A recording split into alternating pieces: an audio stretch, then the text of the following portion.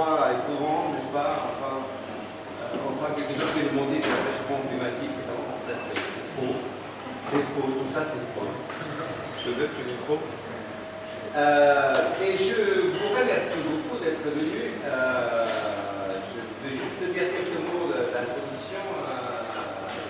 D'une part, vous présenter, n'est-ce pas? Ah oui, pardon. Donc, voilà, je vous disais mes remerciements.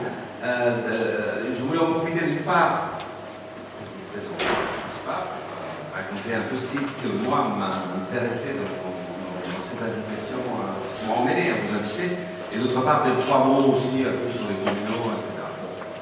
Alors, bon, d'un côté,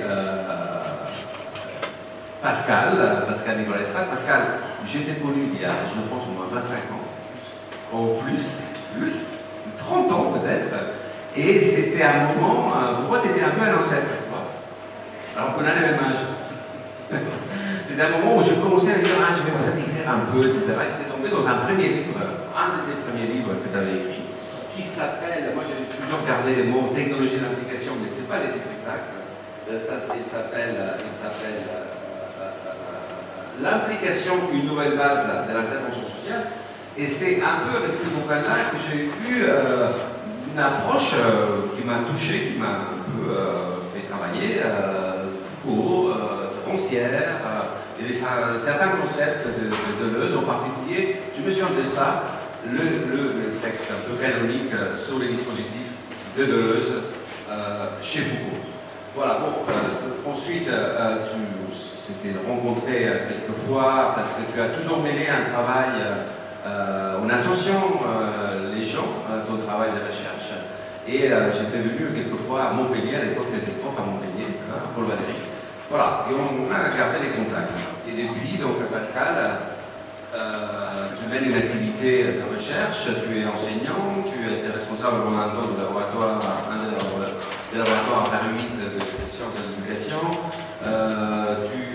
Il y a tous ces aspects académiques, mais il y a toujours, depuis toujours, tu as mené aussi quelque chose qu'on pourrait appeler para-académique, c'est-à-dire que tu as toujours œuvré à fabriquer des réseaux à partir, en particulier, de cette question-là des communs qui nous intéressent au plus haut point.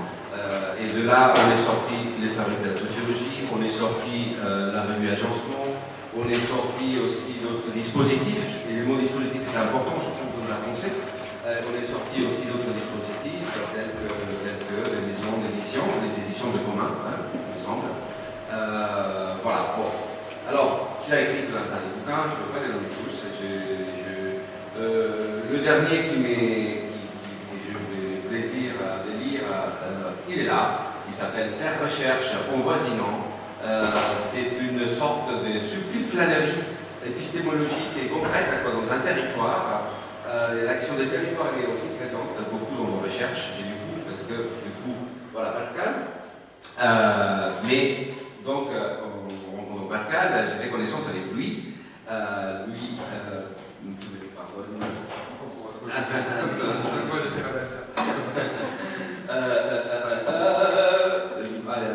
suis tout honteux. Tu l'as sauvé comme ça. Je l'ai sauvé, lui, Starsky, donc tu es doctorant, tu as fini ta thèse, et j'ai jeté un coup d'œil à ta thèse, et j'ai lu surtout un petit bouquin très beau, je vous recommande à tous, qui s'appelle La recherche comme expérience. Et ta thèse, elle a un long titre, mais elle est drôlement intéressante, c'est une recherche qui s'appelle Vers une sociologie des tentatives éprouvées, tracées, agir, le moindre geste de nos recherches et actions en quartier populaire. Bon, voilà. Alors, ça c'était un peu... il y a quelques éléments qui sont pour moi essentiels dans votre boulot. C'est donc tout ce qui concerne une pensée de l'égalité. C'est au cœur de ton travail, Pascal, la question de l'égalité, à partir aussi de quelque chose qui passe par une pensée de la subjectivation qui fait différence. et pas aussi la question de l'invisibilité et de manière de rendre visible et comment on rend visible sans faire de la sociologie qui assigne donc les objets de la recherche à des places qui sont déjà dans notre esprit avant même de les rencontrer. Bon, donc c'est la question de la rencontre qui te représente aussi et toi tu le déroules aussi d'une façon très fine dans tes travaux de recherche. Voilà. Bon, toutes ces questions-là, pour nous, les communaux, ils sont essentiels. La question de l'enquête, que tu déroules dans ta thèse particulièrement, tu t'es intéressé à Dewey, tu t'es intéressé à plein de choses, tu t'es intéressé à Donald Haraway, tu as fait retour à Henri Lefebvre, pour penser aussi les conditions d'émergence, de la vitalité du territoire. Toutes ces questions-là sont au cœur de ce qu'on tente dans cette constellation des communaux. Donc juste quelques mots à propos des communaux. Voilà. Cette année, on a un peu levé les pieds, parce que, bon voilà, parce que parfois on fatigue un peu, on a un peu levé les pieds, et on aura quelques rencontres, donc celle qui s'inscrit dans la présentation, dans un cycle de présentation de recherche qu'on mène depuis 2 ans. Il y en aura 2 autres seulement dans l'année, une prochaine avec Rocío Martínez qui habite Chiapas, qui travaille beaucoup sur la question de la réactivation rituelle dans un contexte des Amérindiens engagés dans l'expérience zapatiste, dans un contexte insurrectionnel, post-insurrectionnel et de construction de formes d'autonomie politique.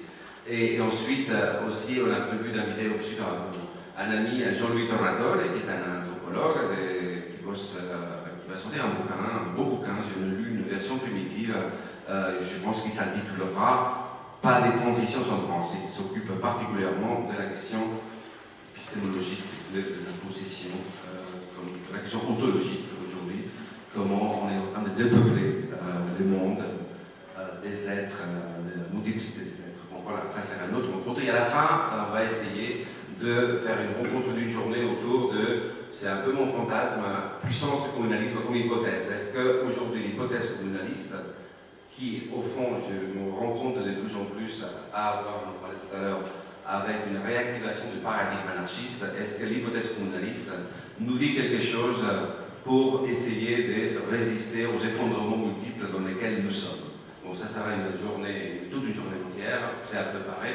Et on mène en même temps, on continue notre travail d'enquête, il y a Saint-Montac, par là, autour de la question des terres urbaines, on va faire une journée en mai, préparée par un banquet en mars au mur à pêche, autour de la question des usages et des manières de résister à l'emprise de l'administration municipale. Vous avez fabriqué une charte d'usage collectif, etc. On continue à travailler dans un petit groupe un peu au neuf autour de l'action de l'hospitalité avec les migrants, et on continue aussi à travailler avec d'autres gens, beaucoup à Bruxelles, autour de la psychiatrie, la précarité, et penser de formes, à partir de l'expression, des formes de prendre soin qui ne soient pas que dans la plainte par rapport à l'effondrement de l'institution. Donc, à réinventer dans de nouvelles coordonnées de formes de soins qui sont racines dans des héritages, bien entendu, dont les années 70 et le réseau alternatif de psychiatrie n'en est pas les moindres. Voilà un peu dans quoi on est. Bon. Alors là, il y a des amis, on se connaît, tous, il y a des amis qui vont présenter un spectacle en janvier, il y a un ami qui travaille à la trame, et qui a une revue, je ne voulais pas l'oublier, une très belle revue qui s'appelle Parade, que je voudrais vous mettre ici pour s'il y a des gens qui sont intéressés, et je la recommande chaudement. C'est une revue qui sort une fois par an, et dans ces numéros-là, qui est le 3e, c'est ça? Dans ces numéros-là, il y a une série d'entretiens, d'ailleurs, voilà, ça concerne beaucoup les travails, les partages, et on a tenté de fabriquer dans les salons de donc ça s'appelle Parade, pas de les faire. Il y a quelques numéros, vous pouvez voir avec les liens. Voilà. Donc il y a des amis aussi qui bossent, qui ont dit que la parole est ronde, des gens qui travaillent là-dessus en France, des amis qui sont à l'université, qui partagent cette constellation. Anne, qui me fait le plaisir de le dire, qui porte avec elle une très longue histoire qui nous intéresse tous. Voilà, bon, enfin, j'ai oublié des gens, je suis désolé. Mais je dis ça parce que comme ça peut-être, parce que vous vouliez autant que possible susciter un dialogue à partir des questions situées, n'est-ce pas, hein? Vous aviez envie de situer les questions, et cette question-là, situationnelle, elle est au cœur aussi de vos recherches, quoi. Et je l'ai trop dit. Je crois que c'est plutôt toi qui vas prendre le relais, n'est-ce pas? Allez. Voilà. Donc, bonjour. Bon, moi, c'est la première fois que je parle sur un théâtre et assez rarement dans un micro, donc je vais essayer d'adapter la situation. C'est pas nécessairement le meilleur dispositif pour parler de recherche-action et d'enquête transversale, etc., mais on va bien y arriver. Donc, effectivement, on aurait préféré partir de questions, mais c'est toujours un peu difficile de demander. Voilà, de partir des questions quand on n'a pas encore fait la conférence. On va faire le classique. Quand même, peut-être commencer en situant d'où on parle, nous, donc des expériences un peu concrètes de recherche-action qu'on a menées. On ne va pas venir précisément sur les différents chantiers de recherche qu'on a, on pourra éventuellement les évoquer un peu plus largement dans le fil de la discussion, mais là, pour commencer, on va donner quelques points d'ancrage. Déjà dire qu'on vient de l'université Paris Saint-Denis dans un laboratoire de sciences de l'éducation qui s'intéresse assez peu aux situations éducatives formelles donc de l'école, mais plutôt à ce qui se passe en dehors de l'école. Depuis l'université, on a un peu gagné les marges de l'université en créant des collectifs autonomes, donc qui prennent en charge de la recherche avec des gens qui sont professionnels de la recherche et pas que, des gens qui sont professionnels dans le milieu du travail social, dans les milieux artistiques, dans les milieux du soin, etc. Donc là, je pense au réseau des facultés de sociologie, avec lequel on travaille depuis plusieurs années. On a créé aussi une revue, je pense que tu en as amené un exemplaire qui s'appelle la revue Agencement. Et voilà, ouais, j'ai toujours un peu de mal sur la revue Agencement, recherche et pratique sociale en expérimentation, pour pas mélanger le titre. Et du coup, une revue de laquelle on a décidé de créer une revue. Je ne sais pas si c'est un peu la même chose pour vous avec votre revue, mais pour essayer de s'équiper, enfin de s'outiller, c'est-à-dire à un moment donné où on va y venir, mais les recherches qu'on défend, trouver assez, en tout cas les récits de recherche qu'on défend et qu'on expérimente, trouver pas forcément les lieux de publication. Donc du coup, c'était aussi important pour nous d'ouvrir une revue qui puisse porter des écritures nouvelles et des écritures d'une science sociale que nous on a envie de voir émerger. Et pour situer plus précisément Pascal et moi les quelques chantiers de recherche qu'on va sûrement évoquer là au fil de la discussion, il y a une première recherche-action qu'on a démarrée en 2017 liée à une expérimentation dans un quartier populaire de la périphérie de Dunkerque, donc dans un grand ensemble de la périphérie de Dunkerque qui démarrait un processus de rénovation urbaine donc, lié à l'Agence nationale de rénovation urbaine et donc à tous les processus que les quartiers populaires vivent en ce moment, donc de réhabilitation du bâti et surtout de démolition et d'expulsion des populations.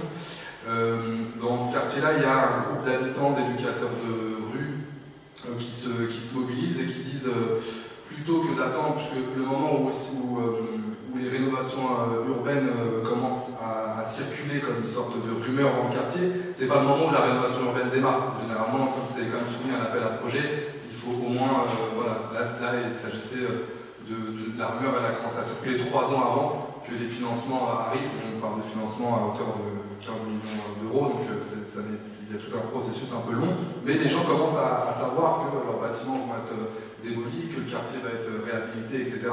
Et donc ce collectif-là décide d'habitants, donc les éducateurs de rue et puis d'autres gens qui vont venir s'y greffer, dont nous, chercheurs, décident de se mettre à rénover le quartier avant que l'État arrive pour rénover le quartier. Et donc créer un collectif qui s'appelle le collectif ENRUE, E-N-R-U-E. Et donc c'était un jeu de mots avec l'agence ENRUE, A-N-R-U, pour dire voilà, nous on va prendre en charge la rénovation urbaine. Donc on est sur un quartier qui a vraiment été laissé à l'abandon, mais encore plus fortement que ce qu'on peut voir en Ile-de-France, peut-être par l'effet de la périphérie encore.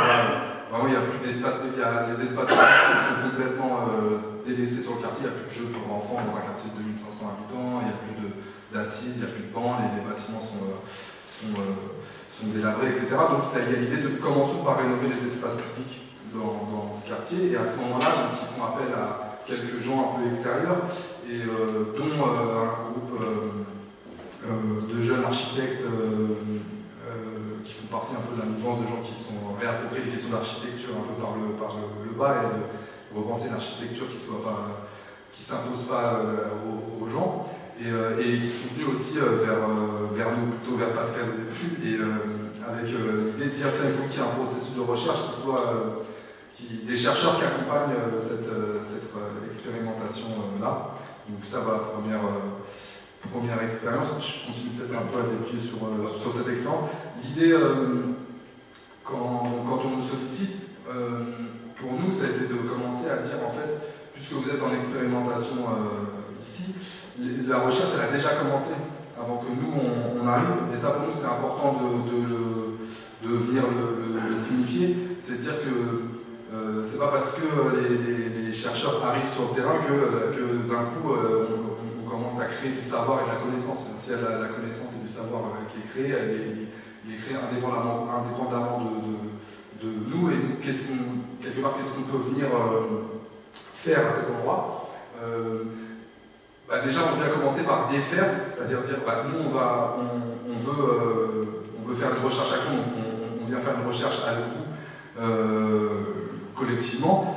On va essayer de déconstruire et de défaire tous les préalables que l'université et les institutions de la recherche viennent poser comme encombrement et un peu emmerdement pour se mettre en recherche. C'est-à-dire il faudrait maîtriser la méthodologie, les concepts, etc. Donc nous, c'est tout le travail qu'on vient faire à cet endroit-là, c'est de venir défaire ça et de dire en fait on peut se mettre en recherche ici et maintenant, dans une logique aussi déprojectionniste, ça veut dire vraiment, c'est pas demain la recherche, une fois que vous serez formé à la recherche, vous pourrez vous mettre à la recherche, c'est on se forme à la recherche par la recherche. Voilà. Et du coup, là, on y reviendra peut-être un peu plus finement sur ce qu'on a fait, mais une des choses qui nous paraissait importante, parce que nous, on n'est pas les premiers à faire de la recherche-action, mais on va dire un des manques qui nous apparaissait sur la recherche-action, c'est le fait que généralement les processus de recherche collaborative s'arrêtaient un peu au moment où il fallait écrire la recherche. Là, à ce moment-là, généralement, les chercheurs rentrent à Paris et se mettent à écrire sur le processus, sur les collaborations de recherche. Et du coup, on s'est dit, comment est-ce qu'on peut se mettre à écrire, et en fait aller jusqu'au bout du processus de recherche et co-écrire la recherche aussi. Donc on s'est retourné vers des expériences de fanzine que moi j'avais par ailleurs, et d'essayer de créer un fanzine sur le quartier, et du coup d'écrire la recherche collectivement au fur et à mesure de la que le quartier se rénovait. Donc pour expliquer un peu comment ça fonctionnait, nous quand on se réunissait avec le collectif et les habitants, on mettait en place des chantiers qu'on appelait les chantiers pirates dans l'espace public, et du coup on disait la recherche c'est un des outils du chantier, et une des choses qu'on crée, oui on va créer des bancs, des espaces de jeu, etc., mais aussi on crée un fanzine qui vient parler de l'expérience, et du coup la recherche, l'intérêt c'est plus le résultat de la recherche, c'est la recherche en tant que processus, c'est-à-dire quelque chose qui nous donne du pouvoir d'agir maintenant, quoi. Et peut-être que le récit d'expérience il crée au bout du compte des résultats, mais c'est pas ça, c'est pas ça qui est directement recherché, en tout cas dans l'expérience qu'on vivait avec eux. Si tu as encore deux autres chantiers, puis après je te passe la parole, on peut rebondir. Tu voulais peut-être rebondir dès maintenant, non? Ça fait confiance. C'est assez en improvisation, mais à un moment donné, ça va prendre forme assez naturellement. Un deuxième chantier de recherche là, qui est vraiment quelque chose en cours, sur lequel on travaille beaucoup, c'est donc à Tourcoing. Un des anciens éducateurs de rue de Dunkerque part dans un club de prévention de Tourcoing, dans un des grands quartiers, des grands ensembles de Tourcoing qui s'appelle la Bourgogne, donc une sorte de ville dans la ville, une des grandes cités textiles. Voilà, enfin assez impressionnant de par son envergure. Là, c'est vraiment des grands ensembles que, pareil, moi j'avais assez rarement pris la mesure de ce type de territoire-là, même en beaucoup fréquenté les quartiers populaires en Ile-de-France. Et du coup, dans ce quartier-là, il y a un groupe d'éducateurs de rue qui décide de créer un lieu. Et plus qu'un lieu, c'est plutôt c'est un lieu, c'est un dispositif d'accueil pour, disons, des élèves, je sais que l'école qualifie de grands décrocheurs, donc on pourrait dire un peu ceux qui ont un peu épuisé tous les dispositifs, disons, d'accueil institutionnel, etc. Et donc de dire, bon, plutôt créer le énième dispositif qui vont épuiser, parce que c'est le métier des jeunes d'épuiser des dispositifs qui sont pas faits pour eux, enfin qui n'ont pas été créés avec eux, si vous voulez. Leur métier, c'est décrocher, quoi. C'est plutôt de déjouer les dispositifs qui ont été créés sans eux, quoi. Et du coup, comment est-ce qu'on va aussi à essayer justement de co-créer, pas le énième lieu d'accueil, mais un lieu en expérimentation qui pourrait assumer le fait qu'on ne sait plus très bien comment il faut vous accueillir, on ne sait plus très bien comment nous, on doit faire ce métier-là.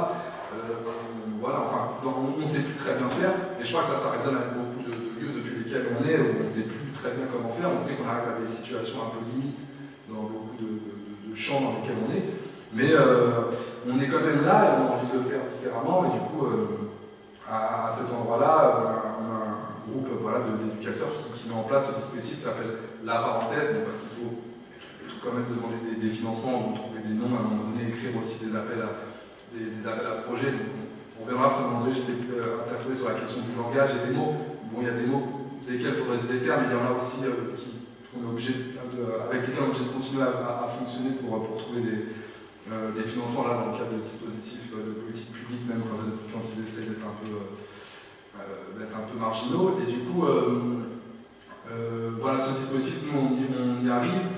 Et l'idée, c'est ça, c'est de se dire avec comment est-ce qu'on fait pour que enfants, éduques, parents, éventuellement même l'école qui les a renvoyés vers nous, donc enseignants, etc. Comment est-ce qu'on fait pour prendre en charge un dispositif d'accueil qui soit un peu différent de ceux qu'on connaît. Donc là, le premier truc que nous on a fait en arrivant à la parenthèse, c'est-à-dire nous on ne se mettra pas à écrire sur votre expérience tant que vous n'avez pas commencé à écrire dessus. Et ça, c'est des choses qui sont pas si banales que ça non plus dans la recherche, de dire en fait vous allez commencer par écrire, puis nous on va pas juste vous dire, parce que en fait on essaie de se défaire un peu du pouvoir qu'on a en tant que chercheur, mais on les laisse pas non plus face à une feuille ou à un texte à écrire qui serait inhibant pour eux, etc. Si on essaie de commencer par trouver des petits motifs d'écriture, et de voir en fait comment est-ce que le fait de d'écrire et de se lire les uns les autres, ça commence à faire émerger une communauté de chercheurs qui commencent à se former aux écritures de recherche, et éventuellement après du coup eux comment est-ce qu'ils peuvent solliciter les jeunes pour écrire, et éventuellement aussi les enseignants, les parents, etc. Et du coup troisième chantier de recherche, peut-être qu'on peut en déplier d'autres, mais c'est celui qui fait référence au livre que tu as présenté, donc il y a un atelier de recherche-action qu'on mène avec des étudiants de master de Paris 8 en sciences de l'éducation, dans lequel on essaie de les former, donc c'est un atelier de formation à la recherche-action, mais plutôt que leur faire un cours magistral sur ce qu'est la recherche-action, on essaie plutôt tout de suite de les mettre en recherche avec ce qu'on a appelé des collectifs autonomes sur la ville de Saint-Denis, donc c'est-à-dire typiquement il y a des étudiants un groupe d'étudiants qui part par la trame et qui essayent de se former en fait à la recherche en allant se confronter aussi à des expériences des collectifs qui connaissent pas, et en essayant de dire bon déjà vous il va falloir désapprendre le métier, la posture étudiante qui n'est pas une posture forcément toujours très incapacitante et très créative dans sa manière de pouvoir remettre en question et de rentrer en coopération avec des collectifs. Et là j'ai un peu perdu le fil, mais en gros voilà, donc on est de ma phrase. Donc ces étudiants ils vont à la trame, ils vont dans le jardin partagé du centre-ville de Saint-Denis, ils vont dans le centre social coopératif de Saint-Denis, et puis ils essayent au début d'observer un peu maladroitement, et puis ensuite on revient en groupe, et puis on se dit tiens qu'est-ce qu'on a observé, Ensuite, ils essayent peut-être de faire de participer aux activités quotidiennes de ce qui se trame à Saint-Denis. Et après, petit à petit, collection, on essaie de les former en fait à ce qu'on pourrait appeler une écologie de l'attention. À quoi est-ce qu'on décide de porter attention quand on arrive sur un lieu et qu'est-ce qui vous semble important là où vous allez. Ça, c'est une question qui nous semble particulièrement politique. À quoi on décide de donner de la valeur. Et en fait, du coup,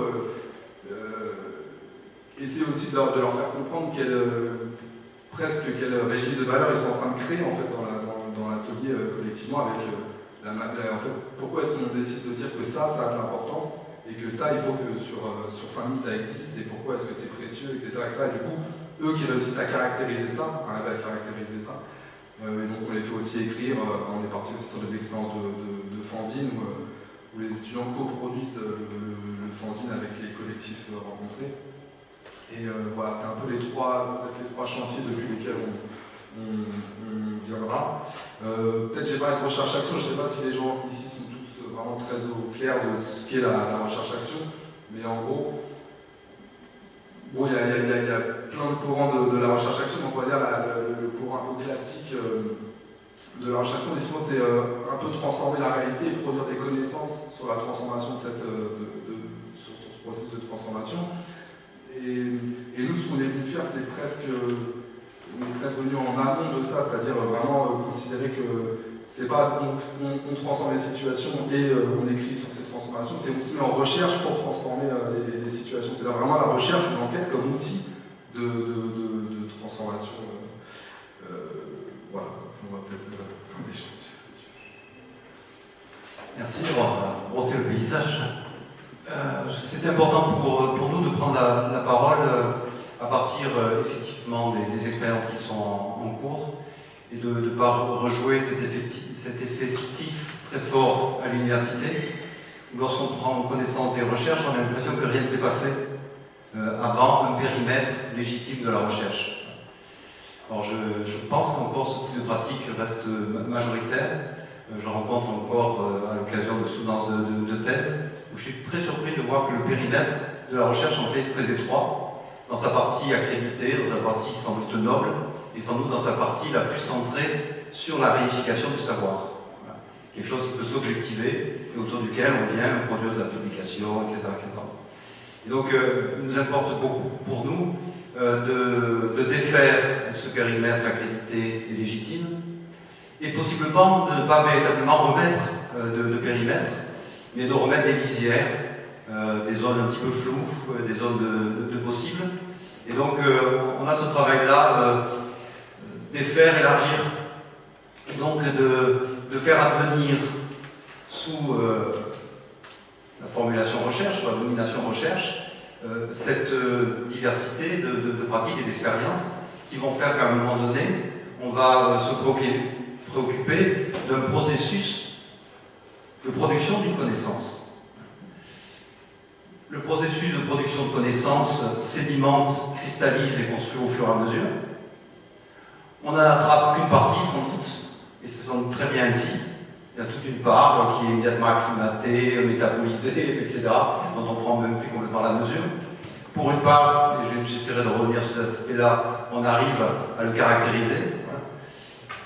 Donc c'est tout au long de ce processus de voir comment la connaissance émerge, comment elle est située, comment elle est contextualisée, comment à un moment donné une connaissance qu'on va considérer comme tout à fait originale dans un lieu, un territoire, parce que cette connaissance va être appropriée, elle va se banaliser extrêmement vite, donc elle fait même plus différence en termes distinctifs du point de vue de la recherche.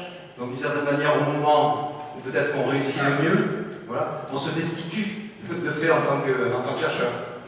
Peut-être le meilleur moment où on travaille, c'est cette connaissance qui émerge par l'expérience, qui s'élabore, qui se formule, qui se formalise par le travail du collectif, et qui fait qu'à un moment donné, cette connaissance est inhérente à la vie du collectif, a construit sa manière de penser, de réfléchir, etc.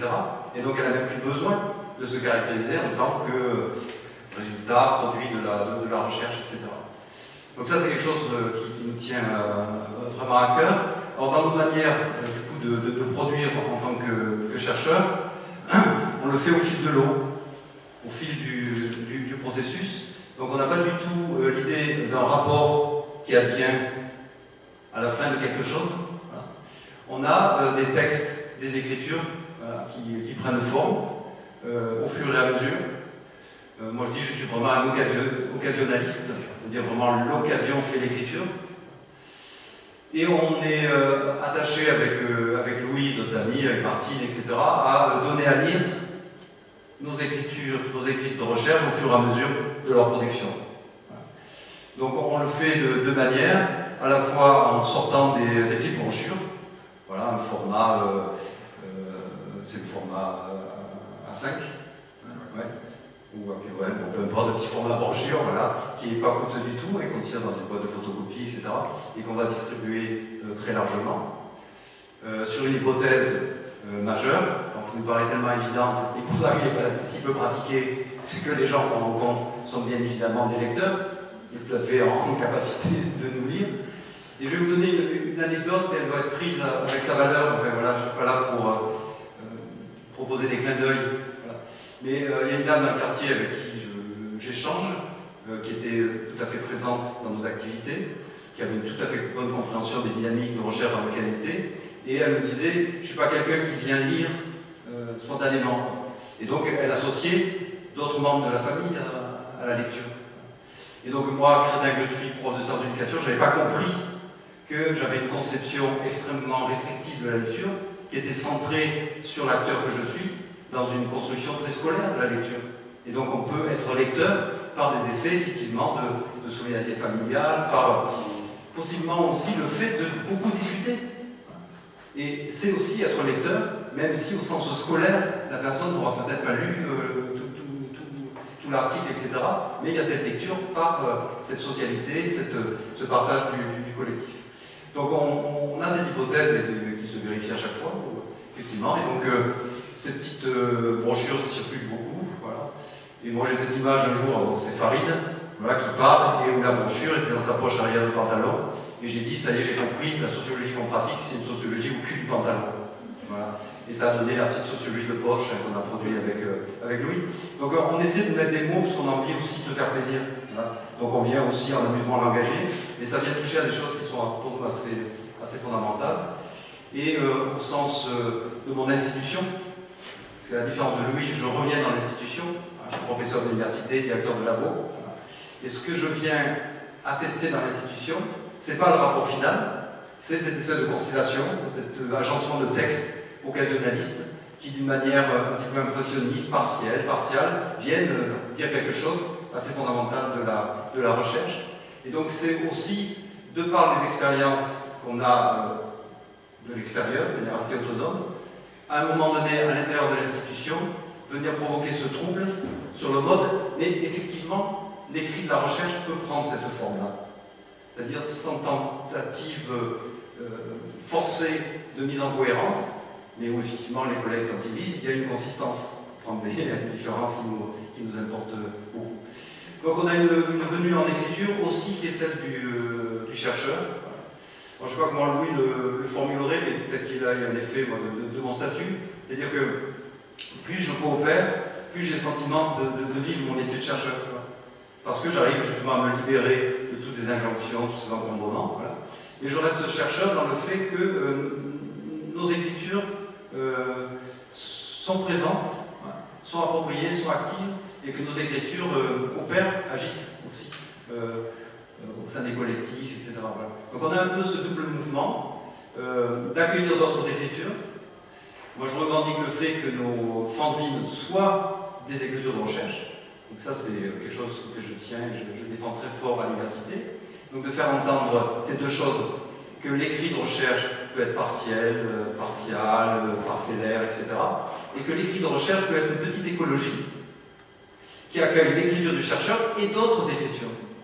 Et là, on a une écriture de recherche qui est vraiment dans une écologie, dans une écosophie fondamentale, parce que l'écriture de recherche n'a de sens, ne devient écriture de recherche que parce qu'elle interagit avec le témoignage d'un habitant, le récit d'un habitant, une réflexion d'analyse, d'interprétation par tel habitant, une bande dessinée, etc., etc.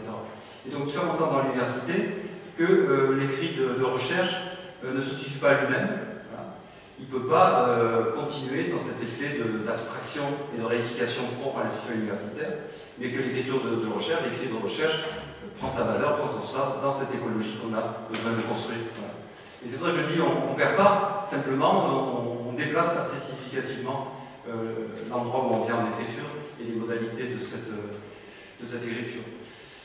Deuxième chose sur laquelle je voudrais intervenir, peut-être en complément. Alors, tu venais dans ton intervention. J'avais envie de prendre le micro parce que j'aime beaucoup t'écouter.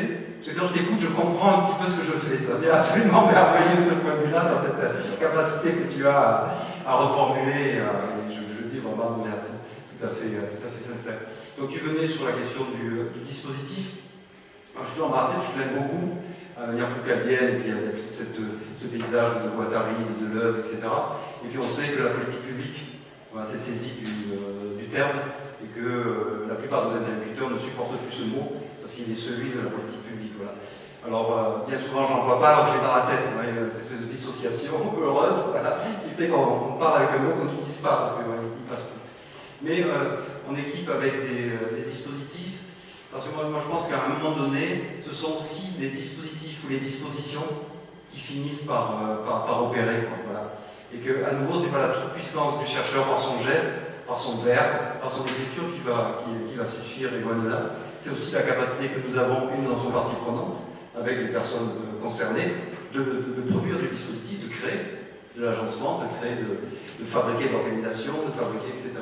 Et arrive un moment où ces dispositifs-là opèrent, et on le sait bien, et puis opèrent dans un rapport de tension, de contradiction avec les dispositifs existants. Voilà. Donc, à quelle mesure il faut agir en tant que chercheur? Moi, je reste convaincu de la force de l'analyse, du mot, du langage, mais à un moment donné, il faut aussi, en tant que chercheur, qu'on puisse être à la mesure du type de disposition qu'on acclimate, qu'on s'approprie dans un territoire, dans un lieu, parce que ce sont ces dispositions qui, à un moment donné, vont être l'élément qui va résister, quoi, qui va tenir dans la durée. Donc là, c'est vraiment pour nous une préoccupation.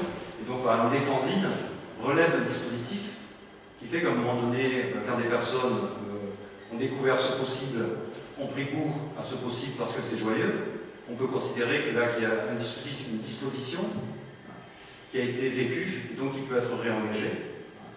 Et on est assez sûr, alors après sur les rythmes, etc., mais on est assez sûr que là, il y aura quelque chose qui va pouvoir se reprendre, etc. Produire du fanzine pour prendre la parole, produire du fanzine pour prendre une écriture, produire du fanzine pour enfin faire entendre, parce qu'on décide de le faire, de manière très volontaire, parce que la politique publique ne veut pas, ne crée pas les conditions. Voilà, on pense que ce dispositif disposition, dès lors qu'il a été vécu, fait partie d'un possible. Donc après, notre responsabilité, on n'a pas cette puissance d'être assuré que ça se engage, etc. Mais comme disait Louis, on n'est pas non plus dans cette volonté de tenir à tout prix le projet. Voilà, donc sur la périphérie de Dunkerque, à la fois c'est arrêté, puis on ne sait pas bien si c'est arrêté ou pas. Toujours est-il que les relations sont maintenues, et toujours est-il que les personnes avec qui on a beaucoup travaillé continuent à être actives dans le quartier. Donc la recherche participe de cet effet d'équipement et de capacitation parce qu'on a une attention sur la qualité des dispositifs et des dispositions. Je fais long là, donc je poursuis. Parce que le prof d'université qui prend la parole, il faut faire gaffe. Voilà, c'est troisième aspect, donc on a discuté comme ça en aparté autour de la table lorsqu'on s'est retrouvés avant d'ouvrir notre session de travail sur la question du langage et des mots, quoi, voilà. Pour revenir sur des contributions. Donc Anne Quérien est présente et je peux lui assurer que c'est mon exemple de référence. Voilà. Je n'aurais pas été là, ça aurait été quand même cet exemple-là, qui est effectivement celui de l'école mutuelle. Voilà. Alors, je l'utilise parce que pour moi il est très parlant.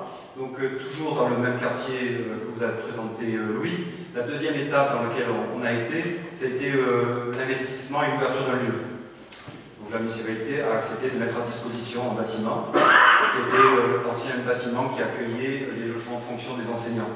Et donc le bâtiment était resté fermé pendant assez longtemps et le collectif en rue propose effectivement de l'investir et de manière autonome de le réaménager. Donc d'une certaine manière sans coût particulier pour la collectivité. Et avec cette particularité que le bâtiment était dans la juste périphérie du quartier qui permettait de rejouer le motif où en rue s'installe dans un bâtiment et regarde la rue en train de se faire. Il y avait comme ça un côté comme ça. Donc, et ce lieu, donc il est réaménagé par les personnes elles-mêmes. Parce qu'on sait bien, et pourtant c'est curieux qu'on soit obligé de le formuler, que dans le quartier populaire, il y a plein de savoirs de métier. Quoi, voilà. Et donc tout ça se met en place. Et c'est là que je fais venir le motif de l'école mutuelle.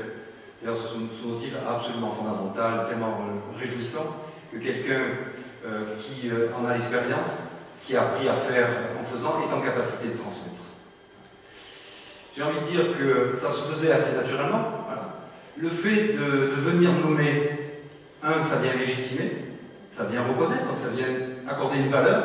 Ah ben tiens, on le faisait, mais effectivement. Et puis, moi je crois que la caractérisation, la nomination, la notion qui arrive ouvre du possible, voilà, renforce, donne comme ça de l'ampleur.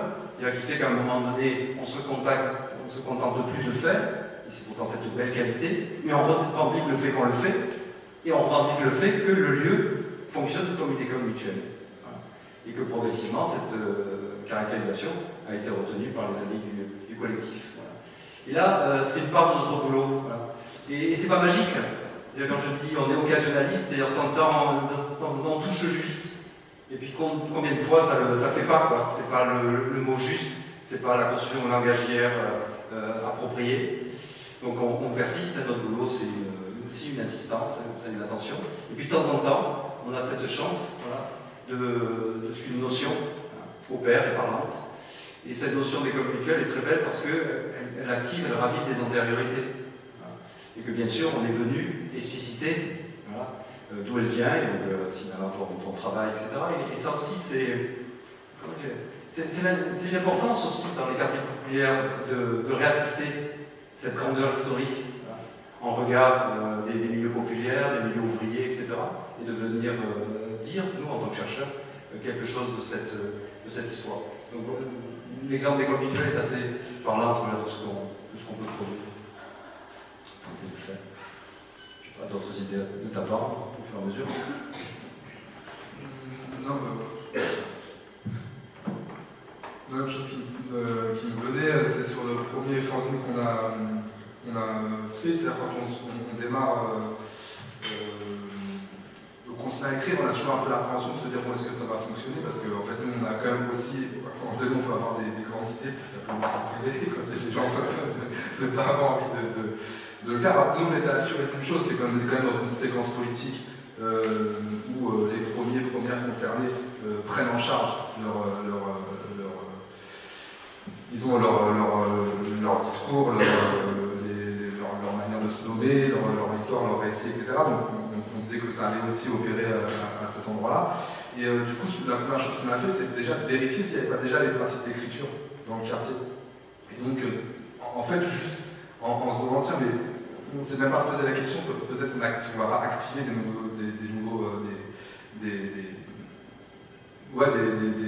nouvelles manières d'écrire. Peut-être qu'il y a déjà des écritures en présence que nous on ne voit pas et que possiblement si on essaye de ne pas faire déjà l'enquête sur les écritures en présence, on peut participer à les invisibiliser, etc. Et donc effectivement, les gens écrivent dans les quartiers et donc il y a Mourad qui faisait son mémoire d'école d'éducateur, il y en a une qui reprenait au cours du soir un master et qui était en train de faire aussi un mémoire, il y a Claire qui tenait un journal, donc elle n'appelle pas un journal de recherche, mais un journal quotidien et qui veut bien nous en laisser à lire des bribes, etc. Donc c'est aussi ça qu'il faut, voilà, remettre en question cette hégémonie aussi de la recherche voilà, où on arriverait un peu dans des déserts politiques, dans des déserts aussi d'enquête, etc. Et on a beaucoup parlé de l'enquête et de la recherche comme un droit politique, c'est-à-dire que les gens ont le droit de faire recherche, ont le droit de se mettre en enquête, et tu parlais de, en gros, à quoi on continue à servir nous en tant que chercheurs une fois qu'on a collectivisé la recherche. Je pense que là c'est la même chose que sur les questions, ça rejoint peut-être les questions à la trame, quel rapport on continue à garder aux spécialités, alors même que les premiers concernés, par exemple par le soin, font du soin en commun. C'est-à-dire si nous on fait de la recherche en commun, ça ne veut pas forcément, on n'est pas en train de dire qu'on n'a plus besoin de chercheurs, on est en train de dire que les chercheurs sont d'autant plus importants parce que la recherche est devenue un outil commun. De la même manière, moi j'étais assez frappé dans les groupes d'entraide mutuelle, le fait que le soin soit pris en charge par les premiers concernés par les questions de souffrance psychique, ça défait pas forcément le psychiatre de tout son savoir ou de toute sa nécessité à être présent. Enfin, on peut continuer à avoir recours de temps en temps à des spécialistes, mais du coup on n'arrive plus du tout dans un même rapport vis-à-vis de ces spécialistes et vis-à-vis enfin, on va y arriver de manière organisée. Enfin, nous, par exemple, on ne peut plus faire recherche avec des gens qui écrivent, qui analysent, etc. de la même manière que quand on vient faire recherche sur des personnes qu'on s'imagine pas capables de co-analyser leur situation. Donc ça, moi, en tant que chercheur, ça a été vraiment aussi des moments de formation. Enfin, je sais que là, par exemple, dans ce livre-là, je parle beaucoup de co-formation, parce que j'ai vraiment l'impression à chaque fois, moi, quand on ouvre un chantier de recherche, de me reformer, en fait, parce que vu qu'on crée nos méthodes en situation, nos dispositifs d'écriture en situation, etc., de me reformer sur ces questions-là. Tout simplement une petite aparté. Est-ce que tu peux continuer? Peut-être une dernière dimension, et puis après on ouvre la discussion, c'est peut-être dire où on en est un petit peu aujourd'hui, c'est-à-dire que donc on a des chantiers, je ne sais pas comment il faut les nommer, donc en cours, ils sont toujours sur des temporalités assez longues, sur des temporalités, sur des rythmes. Moi, l'image qui me vient, c'est qu'on prend le TGV, pour l'exemple, on est assuré de rien d'une certaine manière. Donc on peut s'y rendre au bon moment ou pas au bon moment, mais ce pas bon moment est peut-être tout à fait opportun. Ben voilà, il y a quelque chose comme ça extrêmement intéressant du point de vue de la densité qualitative du temps, qui est assez inhabituel par rapport à des pratiques de recherche où les prises de pouvoir du chercheur, c'est par ces dispositifs de recherche de tenir le temps d'entretien, le temps d'enquête, le temps, etc. Donc ça se défait. Donc on a une multiplication à une échelle très, très modeste comme ça des chantiers, puisque d'autres amis sont au travail dans d'autres villes. Et la question pour nous qui se pose, et qui était aussi ta préoccupation, Joseph, lorsqu'on se rencontre tout à l'heure, c'est-à-dire comment ça prend, comment à un moment donné, de manière significative, on arrive à faire bouger quelques lignes. Voilà. Alors, avec pour nous deux entrées, deux micro-politiques, c'est je vais dire comme ça, d'avoir l'audace de créer nos propres outils pour ne pas être dépendant des crétineries existantes. Voilà. Et donc, si on pense qu'une diversité d'écritures doivent pouvoir être assemblées dans une revue de sciences sociales, ben on crée la revue de sciences sociales. Voilà. Et donc, on s'est doté d'une revue etc. Antérieurement et en parallèle, on ouvre autant de sites et de blogs que nécessaire. Voilà. Donc toujours ce souci etc. Donc on s'auto-équipe d'une manière relativement autonome. À chaque fois on découvre, et mes collègues universitaires n'y accèdent pas, la force productive de la coopération, la force productive de la co-exploitation joyeuse. C'est-à-dire que la coopération, moi, si j'ai besoin d'un site à l'université, dans 2 ans, je vais l'avoir.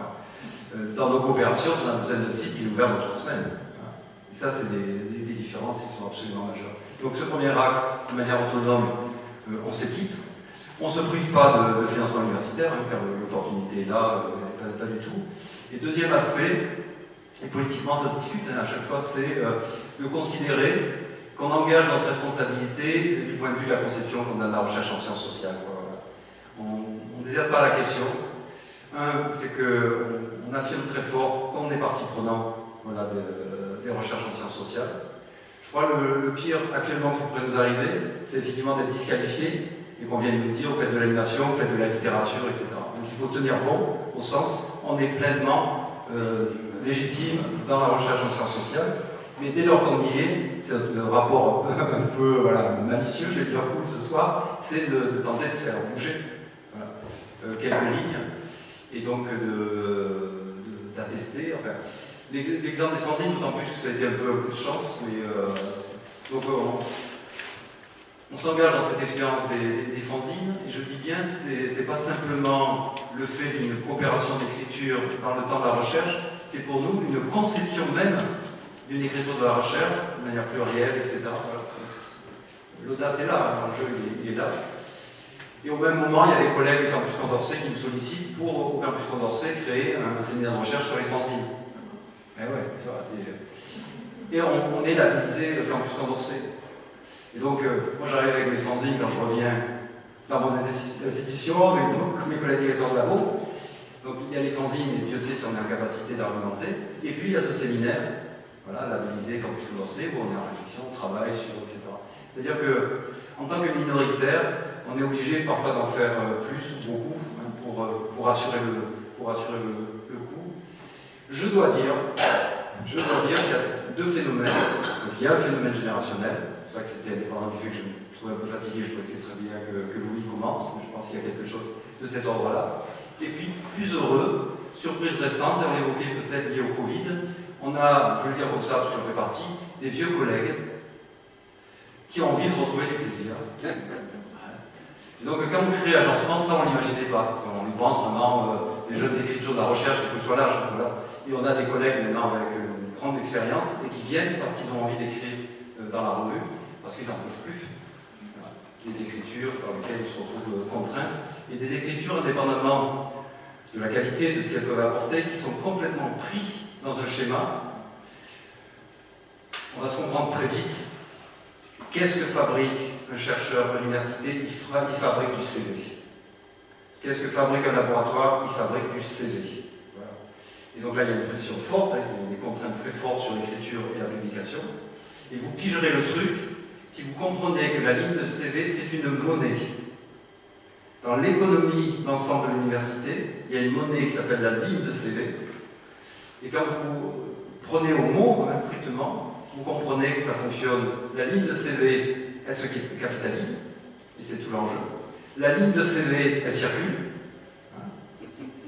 Elle circule, elle se transforme en financement, elle se transforme en reconnaissance, elle se transforme en statut, elle se transforme en carrière, et puis elle s'échange. On regarde mon CV, ce que j'ai capitalisé comme ligne de CV, voilà, dans le rapport d'échange, qui est un rapport de 2 ans à l'université, grappiller 3 sous, et surtout attester une reconnaissance. Alors moi je remercie toujours les amis en coopération parce que ça remplit mon CV. Alors je crois qu'ils quittent pareil, là-dessus je crois, je sais pas. Voilà. Mais la reconnaissance c'est ton compte en banque.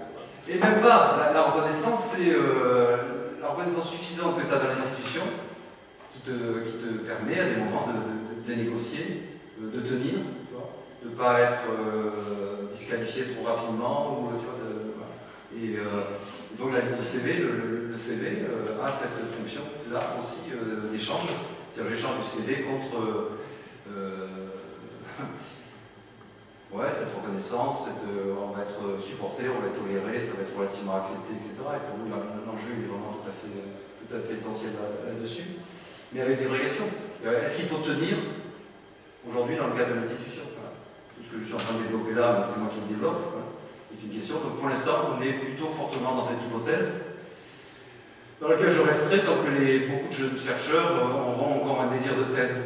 Je crois qu'il n'y a plus beaucoup de désir sur l'institution universitaire, le métier, parce qu'ils nous entendent et ils mesurent les burn-out, l'état vraiment de dégradation psychique de notre métier, donc voilà, le désir, voilà. Mais par contre pour la thèse, parce que la thèse est un construit institutionnel complexe, voilà.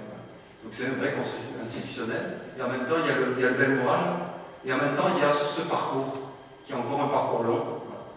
Donc je sais que les enjeux, c'est de vouloir à tout prix resserrer. En tout cas, dans le contexte de Paris 8, on peut encore inscrire en 8e année, par exemple. Et ce sont des 8e années qui correspondent à des trajectoires où les personnes travaillent, et que c'est ce temps-là qui est nécessaire. Donc il y a encore ce désir pour la thèse, et qui correspond à un point d'ancrage, un point de travail possible dans l'institution. Beaucoup plus que strictement la direction d'un labo. sauf à considérer, et c'est des vraies discussions avec des collègues, est-ce que ce laboratoire tel qu'il existe, est-ce que ça correspond actuellement encore à un espace qui nous est nécessaire, quoi. Donc ce rapport très utilitariste d'appréciation de ce construit institutionnel. Donc on en est là aujourd'hui, sans que je puisse en dire plus. D'une certaine manière, ça va se jouer dans les générations du moment qui sont confrontées aux enjeux actuels. Mais vraiment, ce nouvel élément où mes collègues, à force de souffrance, je ne sais pas, la rupture du Covid, se disent peut-être que c'est plus possible de continuer de la même façon. Et ça ne veut pas dire que ça soit créatif. Il y a cette prise de conscience, il y a cet effet de relâchement, on renonce, on ne va pas en rajouter, etc. Possiblement, est-ce qu'à cet endroit-là, il y a encore l'énergie, le souffle pour réengager et reconstruire, quoi. Donc ça, c'est un petit peu l'attente, le souhait, mais je n'ai pas d'éléments pour en juger. Voilà. Si vous me permettez, je m'aimerais rebondir un tout petit peu parce que ça m'a fait réfléchir à plein de trucs. Je voudrais faire un peu le choix parce que ça en ferait trop, quoi, mais je trouve votre intervention particulièrement ajustée à plein de situations qui par elles-mêmes devraient être abordées par peut-être par d'autres entrées, quoi. Mais il y a quelques éléments que je voulais un peu souligner qui m'importent dans ce que vous avez dit. C'est d'abord, parce que c'était par l'ordre que vous êtes intervenu, je pense qu'il y a un truc essentiel, c'est l'action de la déprojection que tu as évoquée. Il y a, si on s'entend bien, enfin, si on s'est bien compris, en tout cas moi, tel que je pense à cette question-là, la déprojection, ça importe au plus haut point aussi bien les vieilles institutions, disons, disciplinaires, que la nouvelle machinerie des valorisations managériales, etc. Et ça, d'ailleurs, c'est évoqué par exemple, Diego Landiva et compagnie dans leurs trucs sur les infrastructures techniques. On vit dans un monde dans lequel il faut commencer à penser à la déprojection, c'est-à-dire là, ce que Isabelle Estenger s'appelle un peu faire place au possible contre le probable.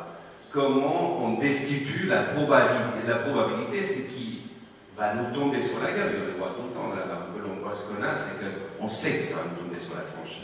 Et cet effet des déprojections, du coup, c'est pas qu'un précepte comme ça abstrait, c'est toute la finesse de votre propos, c'est comment on rend opératoire des dispositifs de déprojection d'une certaine manière, pour rendre possible des agencements qui ne sont pas prévus, et qui pourtant, ils sont déjà dans leur possibilité, leur matérialité, ils sont déjà là. Et ce que je trouve drôlement intéressant dans les affaires telles que vous les avez abordées, je passerai sur la question des dispositifs, comment vous les agencez, je saurais que vous l'avez dit. Bon, je pense que c'est à moi, ça m'interpelle beaucoup votre propos, parce que non seulement cette question de la projection, ça concerne tous les nouveaux dispositifs libéraux, quoi, mais ça concerne aussi les institutions pastorales aujourd'hui. Ça concerne aussi les institutions qui sont censées tenir le corps social. Et puisque vous êtes dans une démarche dans laquelle vous faites exister par la rencontre, à quelles conditions on a créé la rencontre, donc vous faites exister quelque chose qui est de l'ordre d'une mutuelle désidentification, on pourrait dire. Parce qu'à la limite, je me dis, une parenthèse, ce que vous décrivez, c'est quasiment une antisociologie. C'est vraiment une sorte d'antisociologie qui est, d'une certaine manière, comme disent certains, la science d'État, par excellence. Comment on identifie, comment on répertorie les parties du corps social à leur identité, à leur avenir, pas leur devenir, mais leur avenir, etc. Dans un sens, pour moi, c'est une sorte d'antisociologie. Et je voulais dire, là, j'ai perdu la parenthèse, ce que je voulais dire, c'est que je trouve ça drôlement important pour tout un tas de lieux qui sont gouvernés par cette logique de projection permanente, avec des savoirs qui sont des savoirs de projection, que ce soit la psychiatrie, que ce soit la protection de l'enfance. Il y a des gens qui travaillent ici. Comment on fait de telle sorte qu'on fabrique des choses dans lesquelles il y a des devenirs qui n'étaient pas prévu, par exemple. Voilà. Et que ça suppose toujours trouver du dehors, dans le dedans. Il y a des dehors, mais il y en a aussi dans les dedans. Et comment on trouve du dehors dans les dedans? Et là, ça demande une approche, ça demande du tact, ça demande certaines expériences aussi, de ne pas se braquer, de ne pas savoir faire arrêt sur les idées qu'on a. Ça demande plein de choses. Est-ce que tu peux Oui, interagir? je vous en prie. Ah ben, j'en ai là. Oui, d'ailleurs. Je pense qu'il faut, c'est très juste, il faut l'attraper dans le mouvement temporel, par un peu les deux entrées, donc c'est un peu rapide, etc. Donc dans le rapport au futur, de déprojeter, etc. Mais dans le rapport au passé. C'est-à-dire, le motif fort qu'on défend, c'est qu'on se met au travail sans préalable, mais en intériorité. Et les antériorités, c'est ce retour créatif sur un passé, sur une histoire sur laquelle une antériorité creuse des écoles mutuelles qui font un bond de plus d'un siècle, etc. Mais sans préalable. Et c'est là qu'on perturbe très fortement l'exercice du métier. C'est qu'honnêtement, on démarre sans outils particuliers, sans hypothèses particulières, etc. Et on engage le travail vraiment et on éduque cet effort de déséquiper en termes de préalable pour advenir dans les processus et donc d'équiper là par contre en cours de processus de la façon la plus en accordance, la plus acclimatée au processus qui est en cours. Donc ce que tu développes sur la dimension de nation projective vaut aussi dans la dimension de ces préalables dont les constitutionnels nous encombrent beaucoup. C'est terrible à l'université. Je travaille avec des LE, ils arrivent à l'université, des étudiants de licence 1. Ils arrivent à l'université, ils sont sortis du lycée, donc ils croient enfin, ah non, donc ça sera avec la licence, ah mais non, ça sera le passage, non, et en thèse encore. Voilà. À quel moment on arrive à se défaire de cette idée de prérequis, de préalable, etc. Et comment on pourrait avoir cette audace de considérer qu'un étudiant de N1 est un étudiant qui est à l'université et qui est en formation à la recherche, par la recherche, en licence 1. Voilà, bien sûr. Et pourquoi pas au collège, enfin bon, on va arrêter, etc. Et donc, ce même travail est à faire que celui que tu viens de faire en prolongement de la discussion. Je finirai avec ça. Je passerai tout sur la parole à qui le voudra, mais parce que c'est quasiment un peu télépathique, c'est qu'il y a ces travaux de déprojection suppose quand même un travail généalogique aussi. Toujours.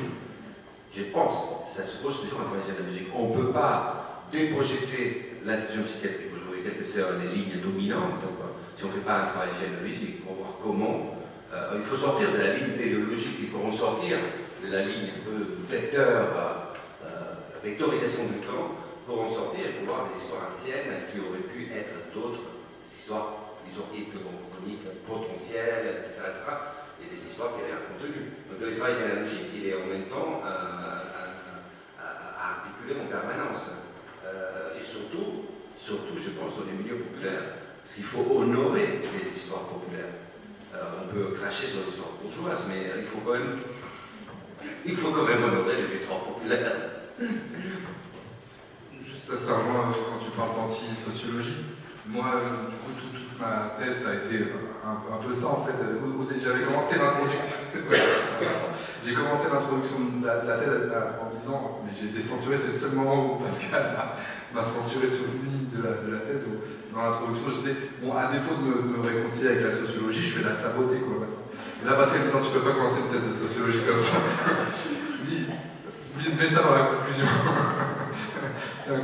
Mais par contre, et moi, j'ai vraiment tenu à le faire, c'est que j'ai fait du coup ce qu'on pourrait appeler une anti-sociologie, mais à partir de toute une histoire clandestine des sciences sociales, qui est vraiment qui est très dense, mais très très dense en fait, alors qui n'est pas celle évidemment dominante, je sais pas, enfin en tout cas qui est minoritaire, mais qui existe quoi. Et du coup là, on peut aller très loin de l'autonomie ouvrière au féminisme, aux études queer, décoloniales, etc.